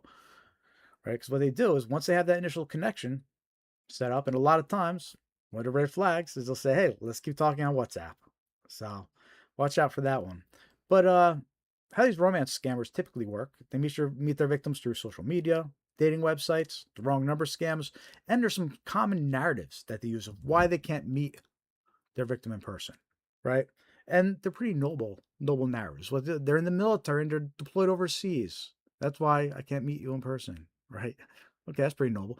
I'm an oil rig contractor. I'm stationed on an offshore rig. Well, that's a good work, right? I'm an international worker overseas on business. Okay, that's impressive. International worker, right? One of the most common ones recently we're hearing about is they say that they're a doctor that works with Doctors Without Borders, and they're overseas doing Doctors Without Borders stuff, right? So that's also noble, right? So they use these kind of honest, impressive careers where conveniently, well, they can't meet up with you. They're employed overseas. They're working overseas, right? So that's pretty convenient. And that's what they use. So you hear those. No offense to anybody out there that really works there. I mean, but to the victims out there, you hear this, run. You're talking to somebody online, you meet them on a dating website, and they can't meet you because of these situations. Be suspicious. They're the same narratives that the scammers use. Because what they do is, again, they gain your trust after a few weeks and a few months, and then eventually, that's when they start fabricating the emergencies. They need money for medical bills. They're having legal issues, visa or passport fees. They'd love to come see you, but they have to for flight or travel expenses, right? And they ask for Bitcoin or gift cards, one pay at Walmart, right? Wire transfers. They still ask for these unusual forms of payment too. So, very damaging scam. Lots of people losing money to this type of scam because they trust the person that they're giving this money to. And again, you can't underestimate. This is one of those things where the scammers, they're willing to put the time in, the weeks and the months to gain your trust. So, fun documentary to watch about this scam, The Tinder Swindler. Go check it out on Netflix. They should start paying me for promotion. I mention them every week on a live stream to check out The Tinder Swindler. But it is a good documentary about these romance scams and how someone lost hundreds of thousands of dollars to this type of scammers out there. So, and also, these romance scams, something that's important to mention about them too, you can't just verify someone by pictures anymore. You can't just verify somebody by videos anymore, right? You can't just verify somebody by these short FaceTime calls anymore too, because they have the face swap technology now, right? But the thing with the videos is even if they send you a lot of videos, AI could do it all now, right? And we're gonna take a minute. We're gonna talk a little bit about AI here and how it's increasing the threat of scams. Okay, so scammers are actively using AI. They make their emails and texts more realistic, right? They're using it to clone voices. Right? It only takes 20 seconds to clone someone's voice, right? They're using it to create images, videos, and what you could trust on being real a year or two ago, you can't trust on that anymore, right? A couple years ago, you can meet somebody online. They could send you a couple videos. You don't have to worry about these videos being fake a couple years ago. But now it's all changed. The game has changed. Scammers have fully embraced AI and deep fakes, right? And I figured, what better way to show you? We mentioned earlier during romance scams, they say that they're working on an offshore oil rig, right? So I figured, what better way to show you, how easy it is and what these scammers could do now than to generate a video of myself on a offshore oil rig, right? It only took a couple minutes to do this, right? I'm already familiar with creating AI videos. I work in IT and tech and all that fun stuff. So I'm very familiar with AI. And so it took me a couple minutes to create this fake video here. So watch this. Hey, I just wanted to explain why I'm hard to reach sometimes. I'm back out on the rig again, and the signal out here is pretty unreliable. It's loud, it's busy, and I don't always get a chance to talk like I want to. But I didn't want you to think I was ignoring you. I'm not. Right? I've never been on a oil rig in my life. I don't own a blue hard hat or an orange vest, but lo and behold, there I am on a offshore oil rig, the water moving behind me, all busy working away, right? Because of the wonders of AI. It only took a few minutes to do that. If I wanted to, I could pump out like 50 different short clips of this, of me on the oil rig saying corny stuff like that, right? And that's what the scammers do. They already have the video clips ready to go. The video might not even be of them, right? It could just be of somebody else. It doesn't even need to be of them. You could take a picture of practically anybody. You could generate a video of them on an offshore oil rig. So, anyhow, it's important to be aware of how advanced AI has made these scammers tricks, right? I even showed you some examples earlier of how their notices look a little bit more legit because of AI. They have like the state seals at the top now. And also, here's a little clip I thought was interesting. They talk about cloning voices. Now, I don't know how mainstream this is. You know, it's not really necessary to clone it for a grandparent scam or whatever, but maybe in some scenarios they are. But if they want to, the point is they definitely can. You know, and I think that's more of the important takeaway. Not necessarily worry about like what are they doing, more of like wow, what can they do now? Right. But anyway, let's listen to a short clip that talks about voice cloning. He says criminals just need a 20-second clip of someone talking, often pulled from social media, and they can make an eerily similar clone of their voice. All the way to the point that a mother can't tell the difference between her own child and a machine. It was just exactly like Noah. It was unbelievable. It's scary. Jerry Scally got a call from his grandson Noah last month saying that he was having a very bad morning. I said, what happened? What's wrong? He says, I was involved in a car accident and I have a broken nose. But then Scally thought something sounded off about the voice. The person on the call spoke a little slower than his grandson, so he hung up and likely avoided a scam. His grandson was actually at school just fine. These are sophisticated groups of people. They're often overseas. They're working out of an office building. IDIQ says voice cloning scams are relatively new. They've only started getting reports about them within the past year. The worst part of this is every week we're getting more calls. We're seeing more victims. And the reason we're seeing more victims is because it's effective.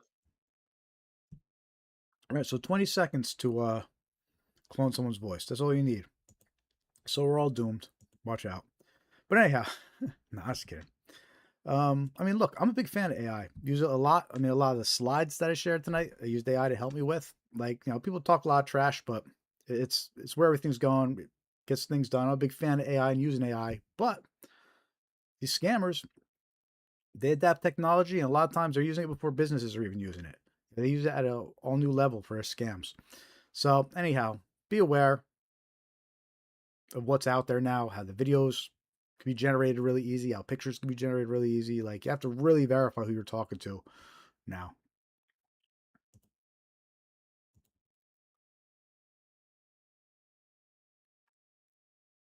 How we all doing out there? Who's still with me?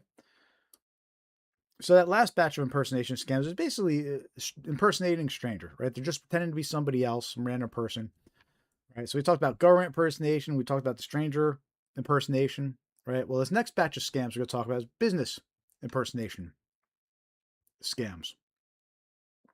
About the next 15 minutes or so. So let me know what you think about that in the chat. We're streaming live on YouTube, Instagram. Actually, how are we doing over on Instagram?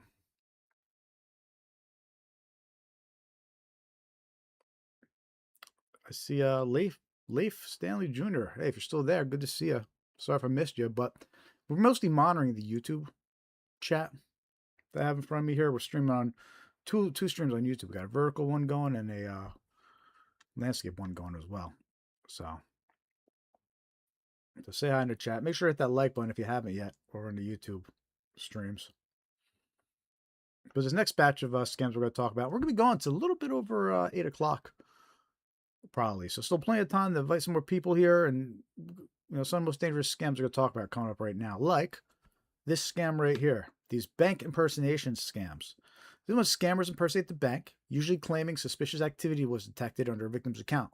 Victims are then tricked into withdrawing and transferring funds to the scammers impersonating their bank. The caller ID might even display the bank's phone number, even though it's a scammer.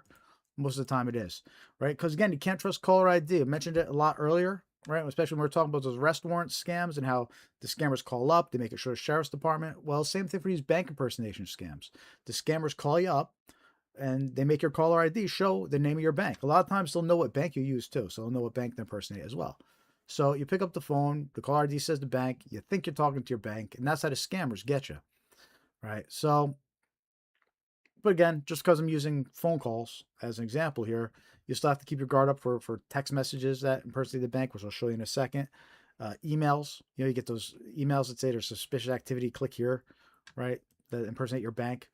You never want to click on any of those links. Just go to your bank website directly instead if you want to confirm anything that's going on.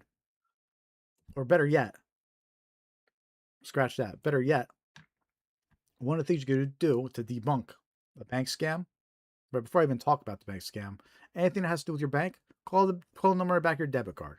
If it's an email that said there's something wrong, call the number on the back of your debit card. If it's a text message, forget what the text message says, call the number on the back of your debit card. If somebody calls you on the phone claiming to be your bank, hang up, call the number on the back of your debit card, right? Anything involving your bank, that's how you avoid being scammed, okay? But let's talk about these bank impersonation scams a little bit more though, right? They call you up on the phone and they say there's been suspicious activity or they're doing a fraud investigation. They'll say you need to secure your account by transferring money. They'll say illegal activity was detected and they're going to hold you responsible if you don't work with them, right? So threatening things, scary things that these scammers say while they're impersonating your bank, right? And here's an example of an actual text message scam that impersonates the bank. But before I talk about this text message scam, there's a backstory to it. So the person that provided the screenshot of this text message scam impersonating TD Bank, before she received this message, she actually received a phone call and the caller ID said TD Bank, right? She didn't answer the phone. And then immediately after not answering, she got the text message. And the text message says, verified TD Bank card activity. Did you attempt a transaction for $250 at Walgreens? Reply yes if recognized or no if not, right? But this is a scam. This isn't really from TD Bank. The call wasn't from TD Bank. This is a scammer. So you can't be fooled by the persistence, right? Just because somebody calls and then text, a scammer will go through the trouble. They are persistent, right? So anyway, what happens is if you reply to this text message, you reply no, right? Because you didn't use your debit card, right? So you reply no. What happens is the scammers could call you back. They're going to impersonate the bank and they're going to go into their whole scam narrative, right? And the scam narrative could vary. So if you ever get a text message like this, instead of replying, right, call the number on your back of your debit card.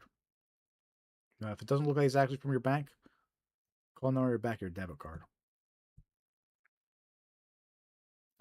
And by the way, so that's the text message version, right? But we have a victim's story. That's these bank impersonation scams too. That I think is worth reading here. She says, I feel so stupid. This young Connecticut woman had her bank account drained by scammers after answering trusted Wells Fargo number, right? And then it says, Sten's trouble began when she saw a familiar phone number on her caller ID. And then she goes on to say, I got a call from a Wells Fargo number saying I had fraudulent activity on my account and that a random person was being sent money from Zelle. They told me to secure my account by sending money that would go back to my account right after, right? So this is one of those cases where the scammers call up, they impersonate the bank, they say there's suspicious activity under her Zelle account, right? And then they trick her into transferring money with Zelle to supposedly secure it. But what she's actually doing, she's transferring it to the scammer, right? So that's one version of this type of scam. There's much more damaging versions of this scam though, right? So this person was just tricked to transfer probably a few $1,000s with Zelle, right? But there's a much more damaging version of this scam is they trick people into withdrawing all their money, right? If they have a lot of money in their account, they tell them to go take out the cash, lie to the bank teller, tell it's for home improvements, and they have the victims withdraw $30,000, $50,000. They have them withdraw all their cash. So anyway, don't be fooled by this type of bank impersonation scam. Anything having to do with your bank, just cut it off from the start by calling the number on the back of your debit card. That is the best advice you could have when it comes to these bank impersonation scams. And look, that simple piece of advice, it'll save you from ever getting scammed with something having to do with your bank. Just don't engage with the scammer. Don't reply. Don't call a number that they tell you to call. Call the number on the back of your debit card. Anyhow, anatomy of the bank impersonation scam. We made this cool little infographic. Right, you get the fake text alert or the panicked phone call. The scammers tell you to provide a cover story with their bank teller. Like we were saying, a lot of times they'll tell you to lie, say it's for home contractors. Okay, so it's important to notice those red flags. And don't engage. Any call having to do with your bank, don't engage. Doesn't matter what they know about you. Hang up. Even if the caller ID looks like it's legitimate, you still have to hang up and then call your bank directly. Don't be fooled by these bank impersonation scams. How we all doing out there? Let me know in the chat if you're watching. Give some reactions. Don't be shy. Say hi. We want to hear from you. We're streaming to another half hour or so going over some common scams you need to watch out for, protect yourself, protect your loved ones. Check out our merch store, ScamAware101 mugs, water bottles, mouse pads, stickers. Help support the mission. It's over in our YouTube store. We also have a link on our website too to the merch store. Either way, you can donate directly to ScamAware101.com/donate. Everything helps. And don't forget to join the free mailing list. Head over to ScamAware101.com, hit join mailing list. We'll send you reminders when we're going live and other useful scam awareness tips. So, ScamAware101.com is free to join. Hit join mailing list. Next scam we're going to talk about, fake order scams. Super important to be aware of this one because it's one of those scams that's extremely flexible. What it is victims receive a fake notification that an order was made under their account. When the victim calls to dispute the fake order, a scammer impersonates customer support and attempts to steal their personal financial information, their money. Right? It's important not to underestimate this type of scam. We're being targeted with text messages that claim an order was placed when there wasn't, emails, phone calls. Right? We have some examples of all three that we're going to talk about right now. And this first one you could see impersonates Apple. When it's a text message, impersonates Apple. It says, "We have noticed that your Apple iCloud ID was recently used at Apple Store for $143. And it goes on about suspicious activity. And it says, if it's not you, call this number immediately to cancel this charge. Right? And the idea is the way these fake order notifications work is they want to trick you into calling them. And they trick you by telling you an order was placed. So you get this text message that says $143 was charged to your Apple account. It says to call this number. You call that number thinking you're calling Apple. You actually get connected to a scammer. Right? So that's how these fake order notification scams work. That's how they get you on the hook. They send a fake notification to a text message like the one we just showed you, which was a real example. Or they send you an email or a phone call. And regarding the email version of this type of scam, we actually have a victim story that we're going to share with you. A 23-year-old Lincoln woman reported losing $4,100 after falling victim to an identity fraud scam. All right, so this victim lost $4,100. It says the scam began with an email claiming she had purchased an iPhone. The woman called the number provided in the email to dispute the purchase. I'm going to halt right there, and then we'll continue. That's how the fake order notification works, the fake order notification scam. In her case, she got an email. It says she purchased an iPhone. There was no purchase, right? It's a fake order notification. The goal was to trick her into calling a number to dispute it. She gets the email, says, I didn't order this. She calls the number, thinks she's talking to Apple, but she's actually talking to a scammer, right? What's fascinating about this article, it then goes on to say how the scam proceeds, right? So she calls up, she's talking to a scammer thinking that it's Apple. And she's told that she has multiple accounts open in various states. And then she was informed someone's using her identity. And then she was connected to another scammer posing as a CIA agent who was investigating the issue. And then she was instructed to withdraw $4,100 from her bank account and purchase Walmart gift cards. Right? So there you go. That's how these fake order scams work. They trick you into thinking an order was placed and you're calling to dispute the order. And then they escalate it. And the way they escalate some of these scams is fascinating, right? Something as simple as a little notification about $143, right, is escalated into stealing your entire bank account, right? That's the fascinating part. There's a simple notification and it's like, oh, suddenly it gets escalated to your identity has been stolen and they have access to all your money and you need to send all your transfer your retirement. Like it's nuts. Anyhow, fake order notifications, very damaging. They could claim to be anybody, right? They could claim to be any vendor, even though the last two I showed you are Apple, but the next two I'm going to show you are actually different, right? But they claim to be anyone. They claim anything was purchased, right? And then they trick you into calling a number. You find yourself in this situation, don't call the number. Instead, check your account directly, right? Or go look up the official support number for Apple, in this case. But you never want to trust phone numbers in these texts, phone numbers in these emails, because that's a big trick of theirs, is to get you to call the number, and then you're get connected to them that way. So watch out for these fake order scams. Hey, here comes the soul. Good to see you. Welcome to the live stream, lurking and listening. Awesome. Always appreciate you. And for these fake order scams, I mentioned we're getting targeted from all directions. Emails, texts, and we talked about the texts, we talked about the emails. But what about the phone calls? Well, I actually have two examples of robocall, wrong order, or fake order notification scams. So if you get these two phone calls rest assured 100% it's a scam. Don't trust it.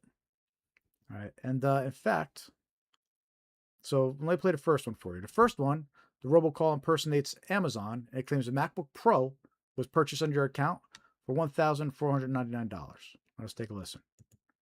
This call is to authorize the payment of $1,499 for the recent order of Apple MacBook Pro on your Amazon account. If you do not authorize this payment, please press 1 to speak to our customer support representative. Right. So that's the first one. If you get a call like that, it's a scam. Right. And notice how at the end it said, let's take a listen. Speak to our customer support representative. What did they say? Press 1? If you do not authorize this payment, please press 1 to speak to our customer support representative. So what it's doing is trying to trick into pressing 1. You press 1, you get connected to a scammer. Right. So the intention was they want the victim to answer the phone. The intention wasn't for it to just be recorded. Right. But we got a recording of it. And now you know. Right. But you get a phone call like this, instead of pressing 1, because it's got to connect you to a scammer, go check your Amazon account directly. Right. Go check your Amazon app directly and see what it's talking about. Call Amazon directly. Use Amazon's customer support. But it's very dangerous to press 1 on random incoming calls. Right. Because you don't know who that one's actually going to connect you to. So that's the first example of a fake order scam phone call. Right. Again, where they tell you an order was placed trying to trick you into getting connected with a scammer. But the second example, you might have heard about it recently in the news, in the media. It got a lot of coverage the past month, this phone call that's circulating. And the phone call impersonates Walmart, and it says a PlayStation was purchased under your account. And, you know, the media has been giving a lot of attention in the past month or so, right? But fun fact, we've been reporting on this one for over like a year and a half now. We actually included this example over in a video we did about this scam. So we've been sharing this year and a half before the media really has been. So another reason, follow ScamAware101. You know, we're ahead of the curve here. But anyway, let's listen to this recording of these fake order notification scams that claim to be Walmart. They say a PlayStation was purchased. We are trying to contact you concerning an unverified purchase of PlayStation 5 Special Edition bundled with Pulse 3D headset being ordered from your Walmart account for an amount of $859.50. If you did not authorize this transaction or wish to cancel, please press 1 or return our call on same number at your earliest convenience.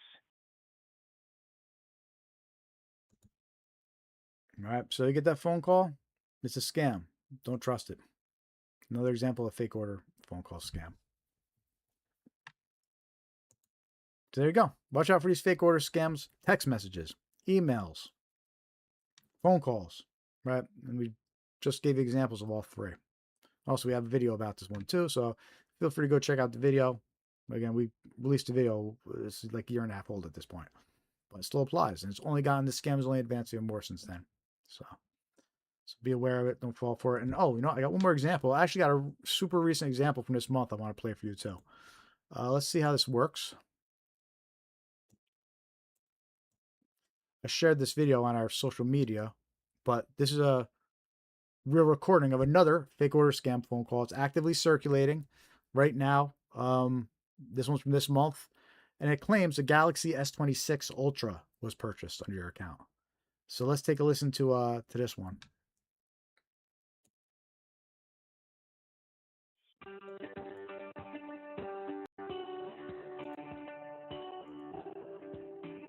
Do you hear it okay? Let me know in the chat if you can hear it okay.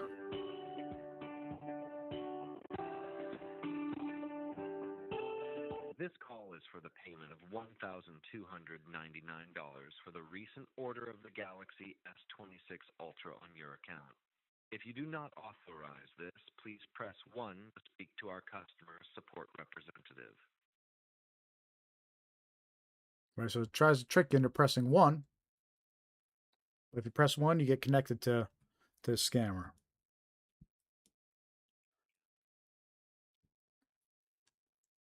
Right, and so you get this voicemail. And in this case, it's, you know, the idea was I want the person to pick up. But they didn't, so we got a nice little recording of it. But anyhow, Just another example of fake order scam. That's the most recent one that's circulating. Watch out for that one too. What was interesting about that one is they didn't state where they were calling from. They just straight up said, this has been purchased on your account, press 1. And that might be part of the trick now. They might not even be claiming to be a vendor now because they might even want to give you an option to call someone else. The only option is to press 1, which is kind of an interesting approach. Anyhow, let's go on to the next scam here. Starting to run a little bit behind schedule. This is the last business impersonation scam we're going to talk about. But then we got a few more. We got 3 more types of scams we're going to talk about that impersonate friends, family, contacts. But this is the last business scam we're going to talk about. And it's an employment scam. Where scammers, they impersonate companies. Okay, and they list these jobs. Sometimes they impersonate companies or recruitment firms. And they list these jobs that offer great pay, right? But what they'll do is they trick the victim into paying up front to be assigned tasks or for training or for supplies or something else, right? If any type of job requires you to pay up front for something, be suspicious. It's a big red flag, right? Especially with these task scams. I'm going to get some more slides done in the future for these task scams to share with you all, but a task scam is a certain type of employment scam. And that's what a lot of these text messages that we're going to talk about end up leading up to. But how it works is they say that you can make money by completing tasks. And they're very simple tasks. Sharing a link, leaving a review, clicking like, doing things like that, right? And they offer you amazing pay just for these simple tasks. But the way the scam works is they say you have to pay to be assigned the task. Right. So, and where the scam is the victim keeps paying to be assigned all these tasks. They think they're making all this amazing money off the tasks, but all that money they're supposed to be making is fake. They're never going to get it. Meanwhile, the scammer's stealing all their deposits to keep on getting the tasks. Right. So, any type of employment scam is trying to charge you per task or charge you up front to activate an account. Right. Don't trust it. A lot of times they'll do that. They'll say you got to pay to activate your account, or you have to pay to or deposit $200 to verify your account, right? But they're just stealing your money. So be suspicious of those types of employment scams. But here's 2 real examples that you might encounter. These 2 text message examples of employment scams. The first one, it impersonates CleanSpark. It says, "My name is Lisa. I'm a recruiter at CleanSpark. Several recruiting firms recommend your resume. We have an online job for you. They say you can work 30 to 60 minutes per day and make $200 to $1,000 per day," right? So if it sounds too good to be true, here's one of those examples. Okay, it says you'll make $10,000 per month, no less than $10,000 per month, right? It sounds like a pretty good job. But one of the red flags about it, though, is the only contact info they give is a WhatsApp phone number. Remember we talked about earlier how WhatsApp is a big red flag? Well, this is another example here. The only contact info they give is a WhatsApp phone number. So, big red flag. Besides being too good to be true, being from a recruiter you've never heard of before, right? Those are all red flags. If this was from some recruiter you've already spoken with and know, it's probably still too good to be true. But this is from a complete stranger, right? And you're getting this amazing offer out of nowhere. Don't trust it. Same thing with the example next to it. The one next to it impersonates TikTok. It says they're the TikTok Recruitment Center. It says they're hiring 3,000 backup talents. This one says a minimum daily salary of $400 a day and only working 1 hour per day. There you go. Want to make $400 in an hour? But, and then again, just like the last example, the only contact info it gives is a WhatsApp phone number to call. So very suspicious, too good to be true. Red flags all over. By the way, notice it came from this weird email address. The text, it came from an email that sounds suspiciously Chinese. I think it was a Hotmail email address here. Yeah, see, Tan Xiao is so that's suspicious too in itself. But anyhow, look, any real recruiter isn't going to be reaching out through text message with some random offer like this, right? Especially if you haven't talked to them before or signed up for some kind of service with them, you're not going to get random messages offering you a dream job. So if it's too good to be true, I don't trust it.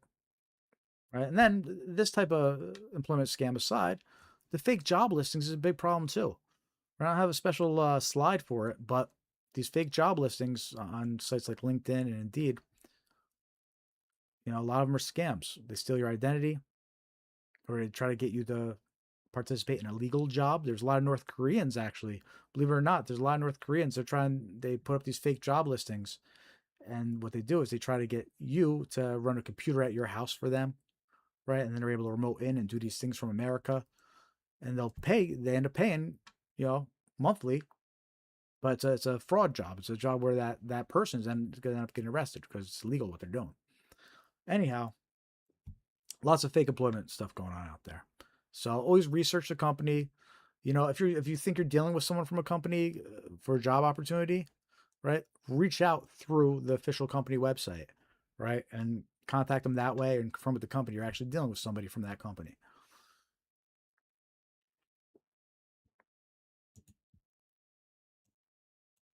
All right. So watch out for his business impersonation scams, bank impersonations, fake order scams, impersonates any vendor. These employment scams that can impersonate any business. Important to be aware of these types of scams. All right, and the last batch of these 3 scams that we're going to talk about, as far as impersonation goes, are scams that impersonate your friends, your family, your contacts, right? People you know. And the first type of scam with that type of impersonation we're going to talk about are these fake Evite scams. Oh, by the way, shout out to Nigella. Nigella's in the chat, says Walmart scam from Mumbai, India. And some scam jobs require printing checks and mailing of checks. Ah, yes, that's very true, Nigella. Yep, because these scammers, they recruit for these tasks like printing checks. I think Pleasant Green did a good video about that. Pleasant Green on YouTube is another scam baiter and does these videos. But yeah, they'll hire you to print checks, and you won't realize it, but you're printing checks from stolen bank accounts, and you get held responsible. So yeah, employment scams, watch out for them. Cool. Thanks for tuning in, Nigella. Appreciate you. Anybody else just joining? Hit that like button, say hi in the chat, let us know you're here. We're probably going to be going till, let's see here, probably till about 8:15. Maybe a little bit more, but we'll see how it goes. We'll see how the vibe is. Anyhow, like I was saying, this next batch of scams that we're going to talk about here, these are the type of scams that impersonate your friends, your family, and your contacts. And the first one we're starting out with is the fake Evite scam, which we've been seeing a lot of this one over the past few months. And what it is scammers send fake Evite emails impersonating popular services like Evite, Punchbowl, Paperless. The realistic looking emails include a malicious link that either downloads malware or steals a victim's email login. Right, and that's a big problem because a lot of these victims now, there's been reports that they've never been able to gain access to their email again, depending on which provider they have it with. Right, and how this all works is you get this email. Here's 2 examples of what they might look like. You get this email. It has a Punchbowl logo, an Evite logo, this fancy envelope and graphics says you're invited. Right, and then it has these buttons that say open invitation or RSVP now. Right, and emails even came from your friend's email address. Right, so you're like, oh, okay, let me see what this is. You click that open invitation button or the RSVP button, it's going to take you to a fake login page, steals your email credentials. Right, after it steals your email credentials, it's going to lock you out of your email address, it's going to change your password, and then it's going to target everybody in your contacts. It's going to send them the same fake Evite that tricked you into opening it. And that's how it spreads, right? So this type of scam / virus, really, it's been reported in groups. So groups of family members get impacted, groups of friends get impacted, groups of business associates get impacted, right? Because once one person gets affected, everybody in their contacts gets targeted next, right? So these fake Evite scams, extremely dangerous. Right? And again, some of the victims never even gained access to their email again. Now think of that. Behind the scenes, a scammer has access to their email address. Once they have access to your email address, they could pretty easily get access to most of your other accounts now, right? They can reset passwords on your bank accounts probably, because now they have their email address to like confirm it, and it's a mess, right? So these punch bowl invites, these evite invites, these paperless evites, be suspicious if you receive any of them. Now, there's a couple red flags about this type of scam, though. First of all, a real evite from Punchbowl and Evite would actually come from that website. They wouldn't come from your friend's email address, right? They'd actually come from the service website. So they come from evite.com or punchbowl.com. If the email comes from your friend's email address instead, that's actually a red flag, right? Because it came from your friend's email address instead of from the service, the Evite service or the Punchbowl service, right? So that's one of the red flags to be aware of. But just be safe. It doesn't hurt. You get one of these invites, before clicking any links, call up that person directly. Reach out to them directly. Say, hey, did you send me this link? And it can't hurt to be a little extra safe. Because you don't want to be the one that gets infected by this, and then all your friends get attacked by it, and then they get infected, and it starts this whole chain of events. So I don't fall for these fake Evite scams. Definitely an increase of these being reported recently.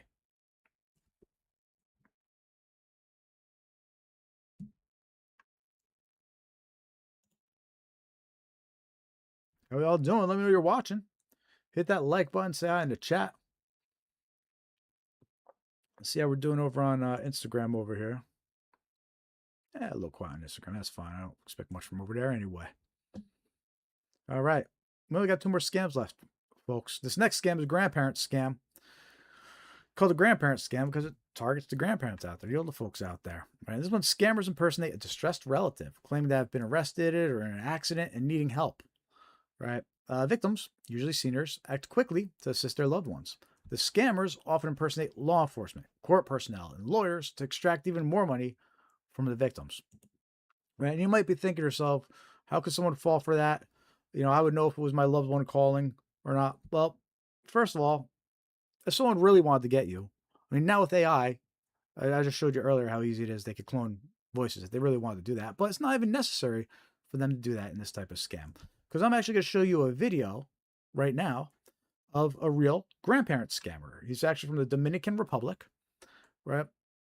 A little backstory about this video we're about to watch. There's a scam baiter on YouTube, goes by name Scam Sandwich. Right? So if you want to see his full video, go to his channel, check out Scam Sandwiches and watch the full video. It's a long video. It's really cool. But what he does is he actually hacks into the scammer's computer and he records the scammer on his webcam. Right? So we're actually able to watch a real scammer perform a grandparent scam through his webcam. Right? He doesn't realize he's being recorded. Right? So that's how we have this short video here that I'm going to show you in a second. Right? And this scammer, he's known as an opener. His job is to call the victims, open the scam, impersonates the loved one, then goes and impersonates a police officer, right? So he's known as the opener. He's the one that opens the scam. So anyway, let's watch this video of this grandparent scammer in the Dominican Republic. Oh, Mom, I had a car accident. Huh? I had a car accident, Mom. Is this Linda? It's me, Linda.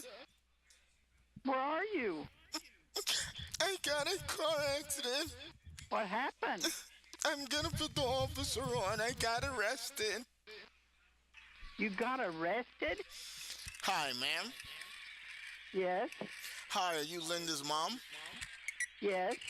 What I'm gonna need you to do is grab a pen and paper and write down Linda's case number, ma'am. I need you to hurry up, please, ma'am.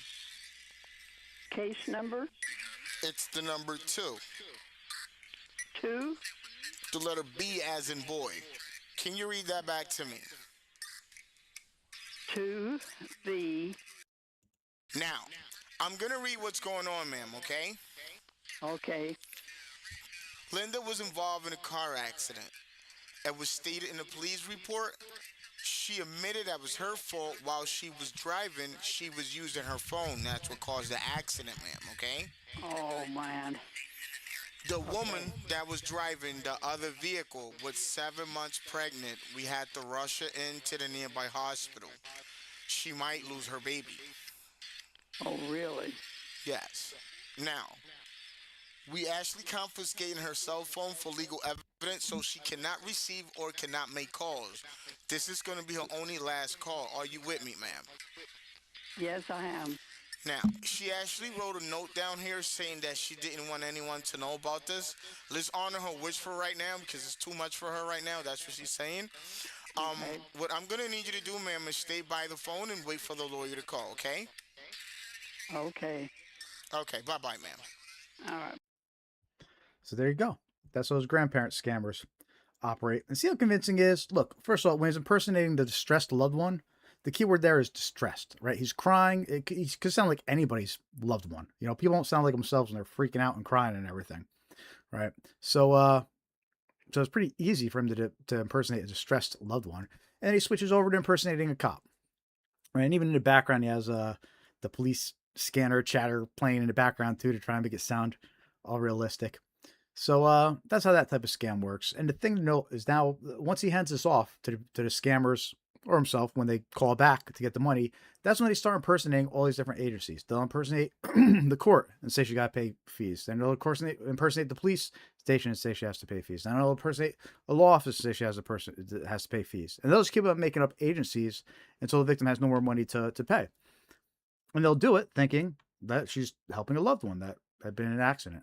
So pretty clever scam, pretty convincing scam, right? Really, the best defense against this, they say, is to have a passphrase or secret passcode with family members. It's crazy that it's come to that, but that's where we're at, people. So be aware and don't fall for it.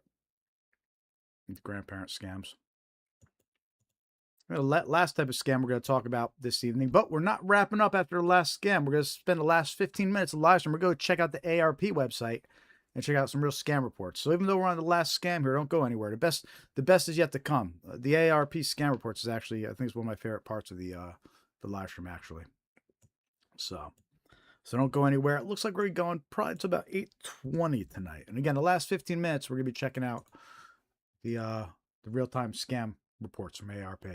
But anyway, the last scam examples that I'm going to show you is for a faith leader impersonation scam.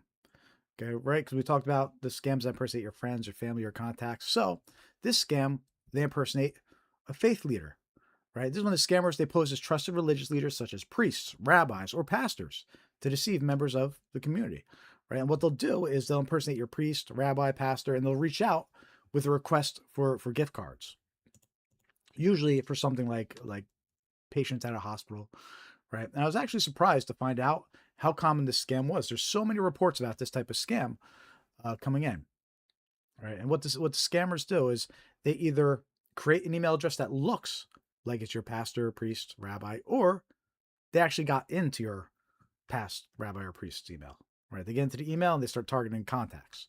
So anyway, here's some reports that I thought were interesting, and they give you an idea of how far these scammers are willing to go. First report says, contacted by our pastor. He needed help getting some Apple gift cards for cancer patients in the hospital.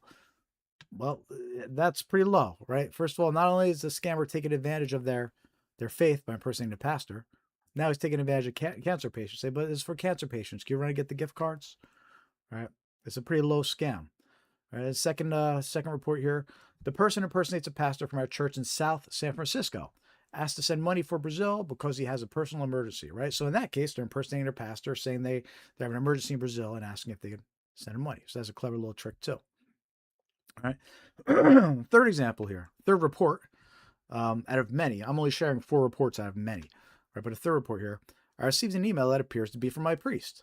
He asked me to buy 10 Amazon gift cards. Immediately, he needed to send them out. Right? So look, impersonates his priest.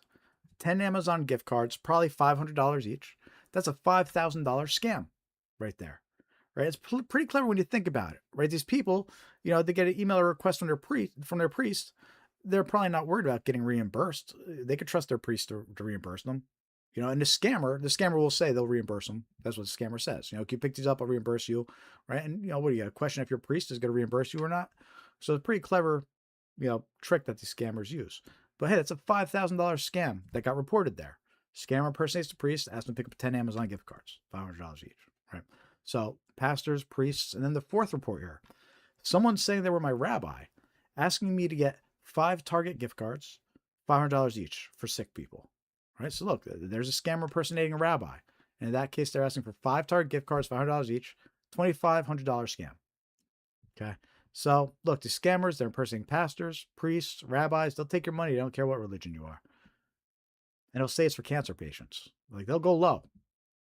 So look, warn your fellow organization, congregation members, right? Make sure that your people are aware of this, and make sure your faith leaders, like really, you should talk to your faith leaders, and they should be warning the congregation about this scam if they don't already. Every now and then, someone pops up in the chat on a live stream. They say, "Hey, we were warned about it. Our priest warned us, or our pastor warned us, or a rabbi." So it's always nice to hear that. But for those who haven't, you should definitely make sure your faith leaders are warning the congregation about this. And by the way, they impersonate your friends, your family too. But we're just using the. I thought it was interesting, this faith leader impersonation scam, and how many reports there were for this one. So look, you find yourself in a situation where somebody's requesting gift cards from you, right? It should be a red flag right off the bat. But inspect the email address. You might be able to tell immediately that it's from a fake email address, right? You might be able to tell immediately. So right off the bat, inspect the email address. But like I said, the scammers, they might have breached the actual email address. They might have gotten into your priest's email and rabbi's email. That's why they're sending it out. So you can't even if it comes from the real email, you can't trust it, right? So what you do, you got to verify it through a second channel, right? Call the main office, talk to the person directly who asked for the request, right? You always got to verify through a second official channel, right? And really, you think they're gonna be asking you to pick up gift cards? Like if they never asked you to do something like that before, it's just a strange request, right? So look, anything about gift cards, have your guard up. Just be aware scammers love getting paid that way. It's one of the red flags we talked about earlier. And don't fall for it. All right, back on schedule here. How we doing, everybody? That's it for the scam examples, but don't go anywhere. We got like 15 more minutes left here. It is probably the best part of the live stream. It's my favorite part, at least. We're going to go check out some recent reports, and usually they're only a couple days old, over on the ARP Scam Tracker website. We're going to see what scams people are actively reporting, like currently, right? We'll see if we covered them all or if there's some other ones worth talking about. And what's great about the scam reports is we get some extra details, about the scam and some interesting clues and tips a lot of times in these reports. So don't go anywhere. Stay tuned. To make it super easy to get to the ARP Scam Tracker site, we actually have a link on our website, the ScamAware101.com website. So head on over there, ScamAware101.com. While you're there, join the mailing list. It's free. Click the link right there. Join mailing list, or a big red button over right. Join the alert list. Same thing.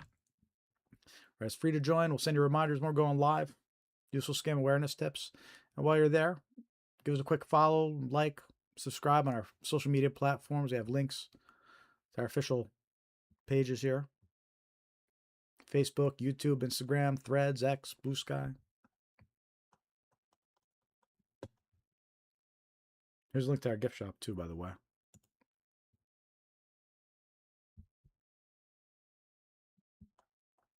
You get your very own ScamAware101 travel mug. There it is on the website. Mouse pads, coffee mugs, got some stickers and other items available too. So check it out. And link right on our website, gift shop, and merch store. Donate directly. Click donate. ScamAware101. Hey, check out our website. Lots of good stuff here. Our scam directory. Our scam list. There's a list of all the different scams. We're starting to compile examples. We were talking about those unpaid road toll scams earlier, right? Well, over here on our website, here's the page about unpaid road toll scams. Here's a video we did about it. You scroll down more. Here's all the different examples, or screenshots and real examples of the text messages that came up for these unpaid road toll scams. So lots of useful stuff on our website here. We're trying to build it out as a really good reference and example. But anyhow, under resources, online tools and software, lots of good stuff on this page as well. Definitely check it out. Some affiliate links, save some money, bunch of free tools. But the last link we have down here is ARP Scam Tracking Map. Thought I forgot, huh? ARP Scam Tracking Map. Click that. Takes you directly to ARP Scam Tracking Map. Sure, you can go to their website and find it directly on AARP.org too. Feel free to do that as well. But links right there on our website, ScamAware101.com. So let's check out some reports here. Now I'm going to leave it nationwide. They give you the option to narrow it down by zip, but I'm not going to do that because I want to get a feel for what's going on nationwide here. And you know what? These reports haven't been updated in a while. Usually they're pretty good. Usually they're like 2 or 3 days old. But last week's live stream, yeah, wow. You know what, folks? We might have to skip this because these reports, they're 2 weeks old at this. Well, I'm acting like that's a lot. Now, if they're circulating 2 weeks ago, they're probably still circulating now. You know what? Screw it. Let's talk about some of these reports. Let's see what's going on. Unfortunately, usually these reports are just a couple days old. So I'm not sure why they're so delayed right now over there at ARP. They must be getting backlogged or something.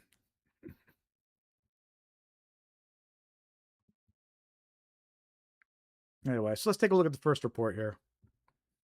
Now, this one's about 2 weeks ago.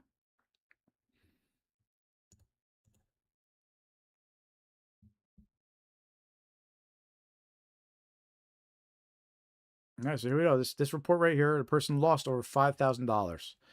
So let's see what scam this was.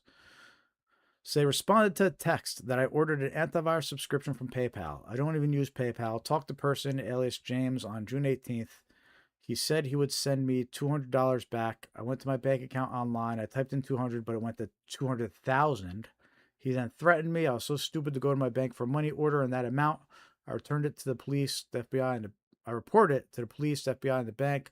I'm almost sure his real name is Anaruda V and has several LLC, found court records. Think he lives in Florida. He scanned the person over Snooshville. Okay, so look, this type of scam it's a fake order scam, a fake subscription scam. And it's amazing how it escalates, right? It started with a text about an antivirus subscription for $200, right? And it's a fake notification. He's really not going to get charged for an antivirus. It's a fake notification that tries to get him to call support, right? Well, something as simple as a $200 notification, it ends up escalating, right? And him losing, let's see what, $200,000? $200,000. Yeah. The guy lost almost $250,000, a little under $250,000, all from a $200 fake order notification. Because what happens is when he calls up about the $200, these scammers, they use these tricks. They use these tactics. What happened in his case, I can almost guarantee what happened in his case. He let the scammer onto his device, right? Because the scammer was impersonating the bank or whoever, right? Or PayPal. And he let the scammer onto his device. And what these scammers do, right, is they have you log into your bank account and they make it look like they sent you $200,000. Right. So he's expecting a refund of $200. Right. He's on the phone with the scammer. The scammer's impersonating PayPal. And the scammer says, "Oh, I actually only refunded you $200,000. Right. And he edits the site. They can edit it on his device locally. And it makes it look like suddenly $200,000 appeared in his account. Right. It's not really there. It's not really the bank's website. But since the scammer is on the person's device, he could edit the page that's in front. He could edit the bank's page that the victim is seeing locally on his device. So he makes it look like he just received a $200,000 refund instead of $200,000 and asked the victim to send it back in a money order. But it's a scam. It's a trick. He tricks the victim into sending back money that he never even received. Very clever scam. A little trouble explaining it without a diagram there, but the key points are watch out for these antivirus renewals that try to trick you into calling a number. Don't let them on your device. We talked about that red flag. They're going to say, well, let's see a notification. Let me connect to your computer. Don't do it. Right. Because you let the scammer on the computer. Then the scammer tells him to open up his bank account. And he's going to transfer him $200. Right. So the victim opens up his bank account. And the scammer, what he does is, since he's already on the device, he edits the page. He adds a line just locally on the page. The bank account page says, oh, $200,000 was received. It looks real to the victim. Looks like it's really on his bank website, but it's not. It's a scam. Anyhow, $200,000 lost to that scam. So I think it was worth rambling about it for a couple minutes there. $200,000 lost to that scam.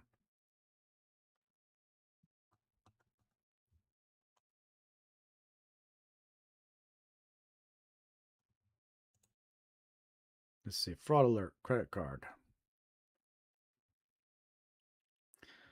Phone call with fraud alert support for my credit card. Said there were charges, flags of fraud. They confirmed I didn't make the charges. Then they asked me for the last charges I did make. Then asked me if I had received text or email alerts about the fraud charges. I told them I had not. So they then told me they were going to sign me up for alerts and would send me a code via text. Ah, good. When I received the code, it was from Google, and it was clear they were trying to reset my password. I locked down my accounts, told them I was reporting a fraud scam. Good. So luckily, this guy didn't fall for the scam. But this is a great one to talk about. You know, one of the red flags we talked about earlier, and one of the videos we actually did a video about this called "It's a verification code scam." So go check out that video. It hasn't really gotten many views, and it really should get more views than it's gotten. This is very important to be aware of these verification code scams. But this is an example, that red flag we warned you about, right? They're trying to send a code to his phone, but what they're actually trying to do is they're actually trying to reset his Google password, right? They said they were going to sign him up for alerts. We're going to send a code to your phone for you to confirm, right? If he confirmed that code, he would have actually reset his Google. They would have got access to his Google account, right? So it's an example of these people call you up. They try to get you to give them a code. Don't trust it. It's a common scam tactic.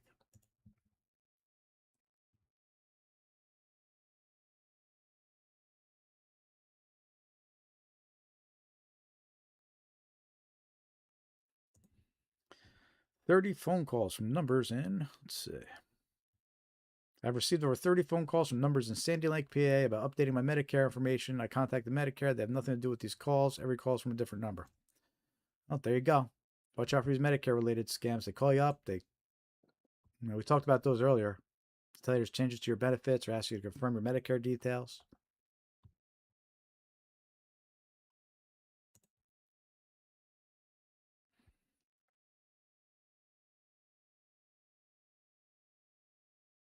Yeah, this one doesn't really give too much info. Check out the next page here. Let's look for one more good report, and we'll wrap up the live stream with that report. There we go. Publisher clearinghouse example is a good one. She was promised that she had won money in a car through the Publishing Clearinghouse sweepstakes. She had to pay to release the funds. Scammers only accepted Amazon gift cards. So many red flags, but this is a great example of a fake lottery scam, right? We talked about these earlier on Facebook, where you get approached in the comments about winning these fake lottery scams. But I also mentioned this type of scam. It's out there in the real world too, right? You get a postcard that says you won the lottery, but most recently, it's phone calls. Phone calls seems to be the most common method right now. You get these phone calls. They tell you you want to publish a clearinghouse, or sometimes they say you want a Mercedes, right? But to release the funds, you have to pay with a gift card. It's actually a gift card scam. They're just scamming you out of paying the gift card. All right. By the way, Publishers Clearinghouse has been they're not even in business anymore. So it's definitely a scam if somebody calls you up saying with Publishers Clearinghouse. So anyway, watch out for these lotteries, sweepstakes scams. On that note, let's wrap up this live stream. Last chance, hit that like button if you haven't yet. Make sure to join the free mailing list. ScamAware101.com is free to join. Head on over there and click join mailing list. You can also visit our merch shop or YouTube store. Get yourself some merch. Support the mission. Coffee mugs, water bottles, mouse pads, stickers. By the way, we also do group presentations. That's one of the few ways that we make money over here. So we'll do group presentations for HOAs, COAs, faith-based organizations, synagogues, churches, senior groups. So if they're interested, reach out. We have a page on our website. Click groups, and we have a whole bunch of information there. You can reach out. But hey, follow us on social media. Facebook, YouTube, Instagram, Threads, X, Blue Sky. And that's all, folks. We'll be back next week. Same time, same place. Next Thursday, 5:45 p.m. Eastern, September 3rd. See the latest dates on our website here. And as always, thanks for tuning in. Appreciate you all. I'm going to play you some tunes while I get these live streams shut down. Have a great weekend, everybody. Enjoy your Friday. It's coming up. I'll see you next week. Got a text on your phone saying password expired. Link look weird, but your thumb feel wired. They fishing for the keys to your whole damn life. One tap, now they swimming in your bank late night. Dear customer, copy paste same line. Spelled your name wrong, can't even fake the design. Buzz in your pocket, yo, click for the check, click for the virus, click, lose respect. ScamAware101, Jared, break it down. If it sound too sweet, better turn it around. Easy cash, fast love, miracle and cash. Hit the lead, not the link, we ain't falling for that. ScamAware101, say it with your chest. Call them out, block the number, treat it like a test. If your gut say run, then you follow that drum. ScamAware, class has begun. You must go to the store and buy gift cards. Stop! It's a scam! My uncle works at a hedge fund and gives me insider trading tips. Download this trading app. Stop! It's a scam! My bank suddenly needs my password, my PIN, and my first pet's social security number. Stop! It's a scam! This is urgent. You can't hang up. Get lost, scammer. They slide in your DMs, hey friend, long time. Photo look perfect, but the grammar ain't right. Click this link, your package on hold, but you never ordered. That story feel old. They rush you, they push you, act fast, don't wait. Soon as there's pressure, you step on the brakes. Jared, break it down, plain talk, no gloss. If they hate your questions, that's your sign to walk off. Red flags, listen when he talks. Jared got the map when the road feels dark. If it sounds too sweet, then you step back smart. We don't get scammed, yeah, we guard our hearts. Hey, red flags, learn them by heart. Scam awareness class, that's the hardest part. But he slow it right down, so we all take charge. We don't get scammed, we don't get scarred. You must go to the store and buy gift cards. Stop! It's a scam! My uncle works at a hedge fund and gives me insider trading tips. Download this trading app. Stop! It's a scam! My bank suddenly needs my password, my PIN, and my first pet's social security number.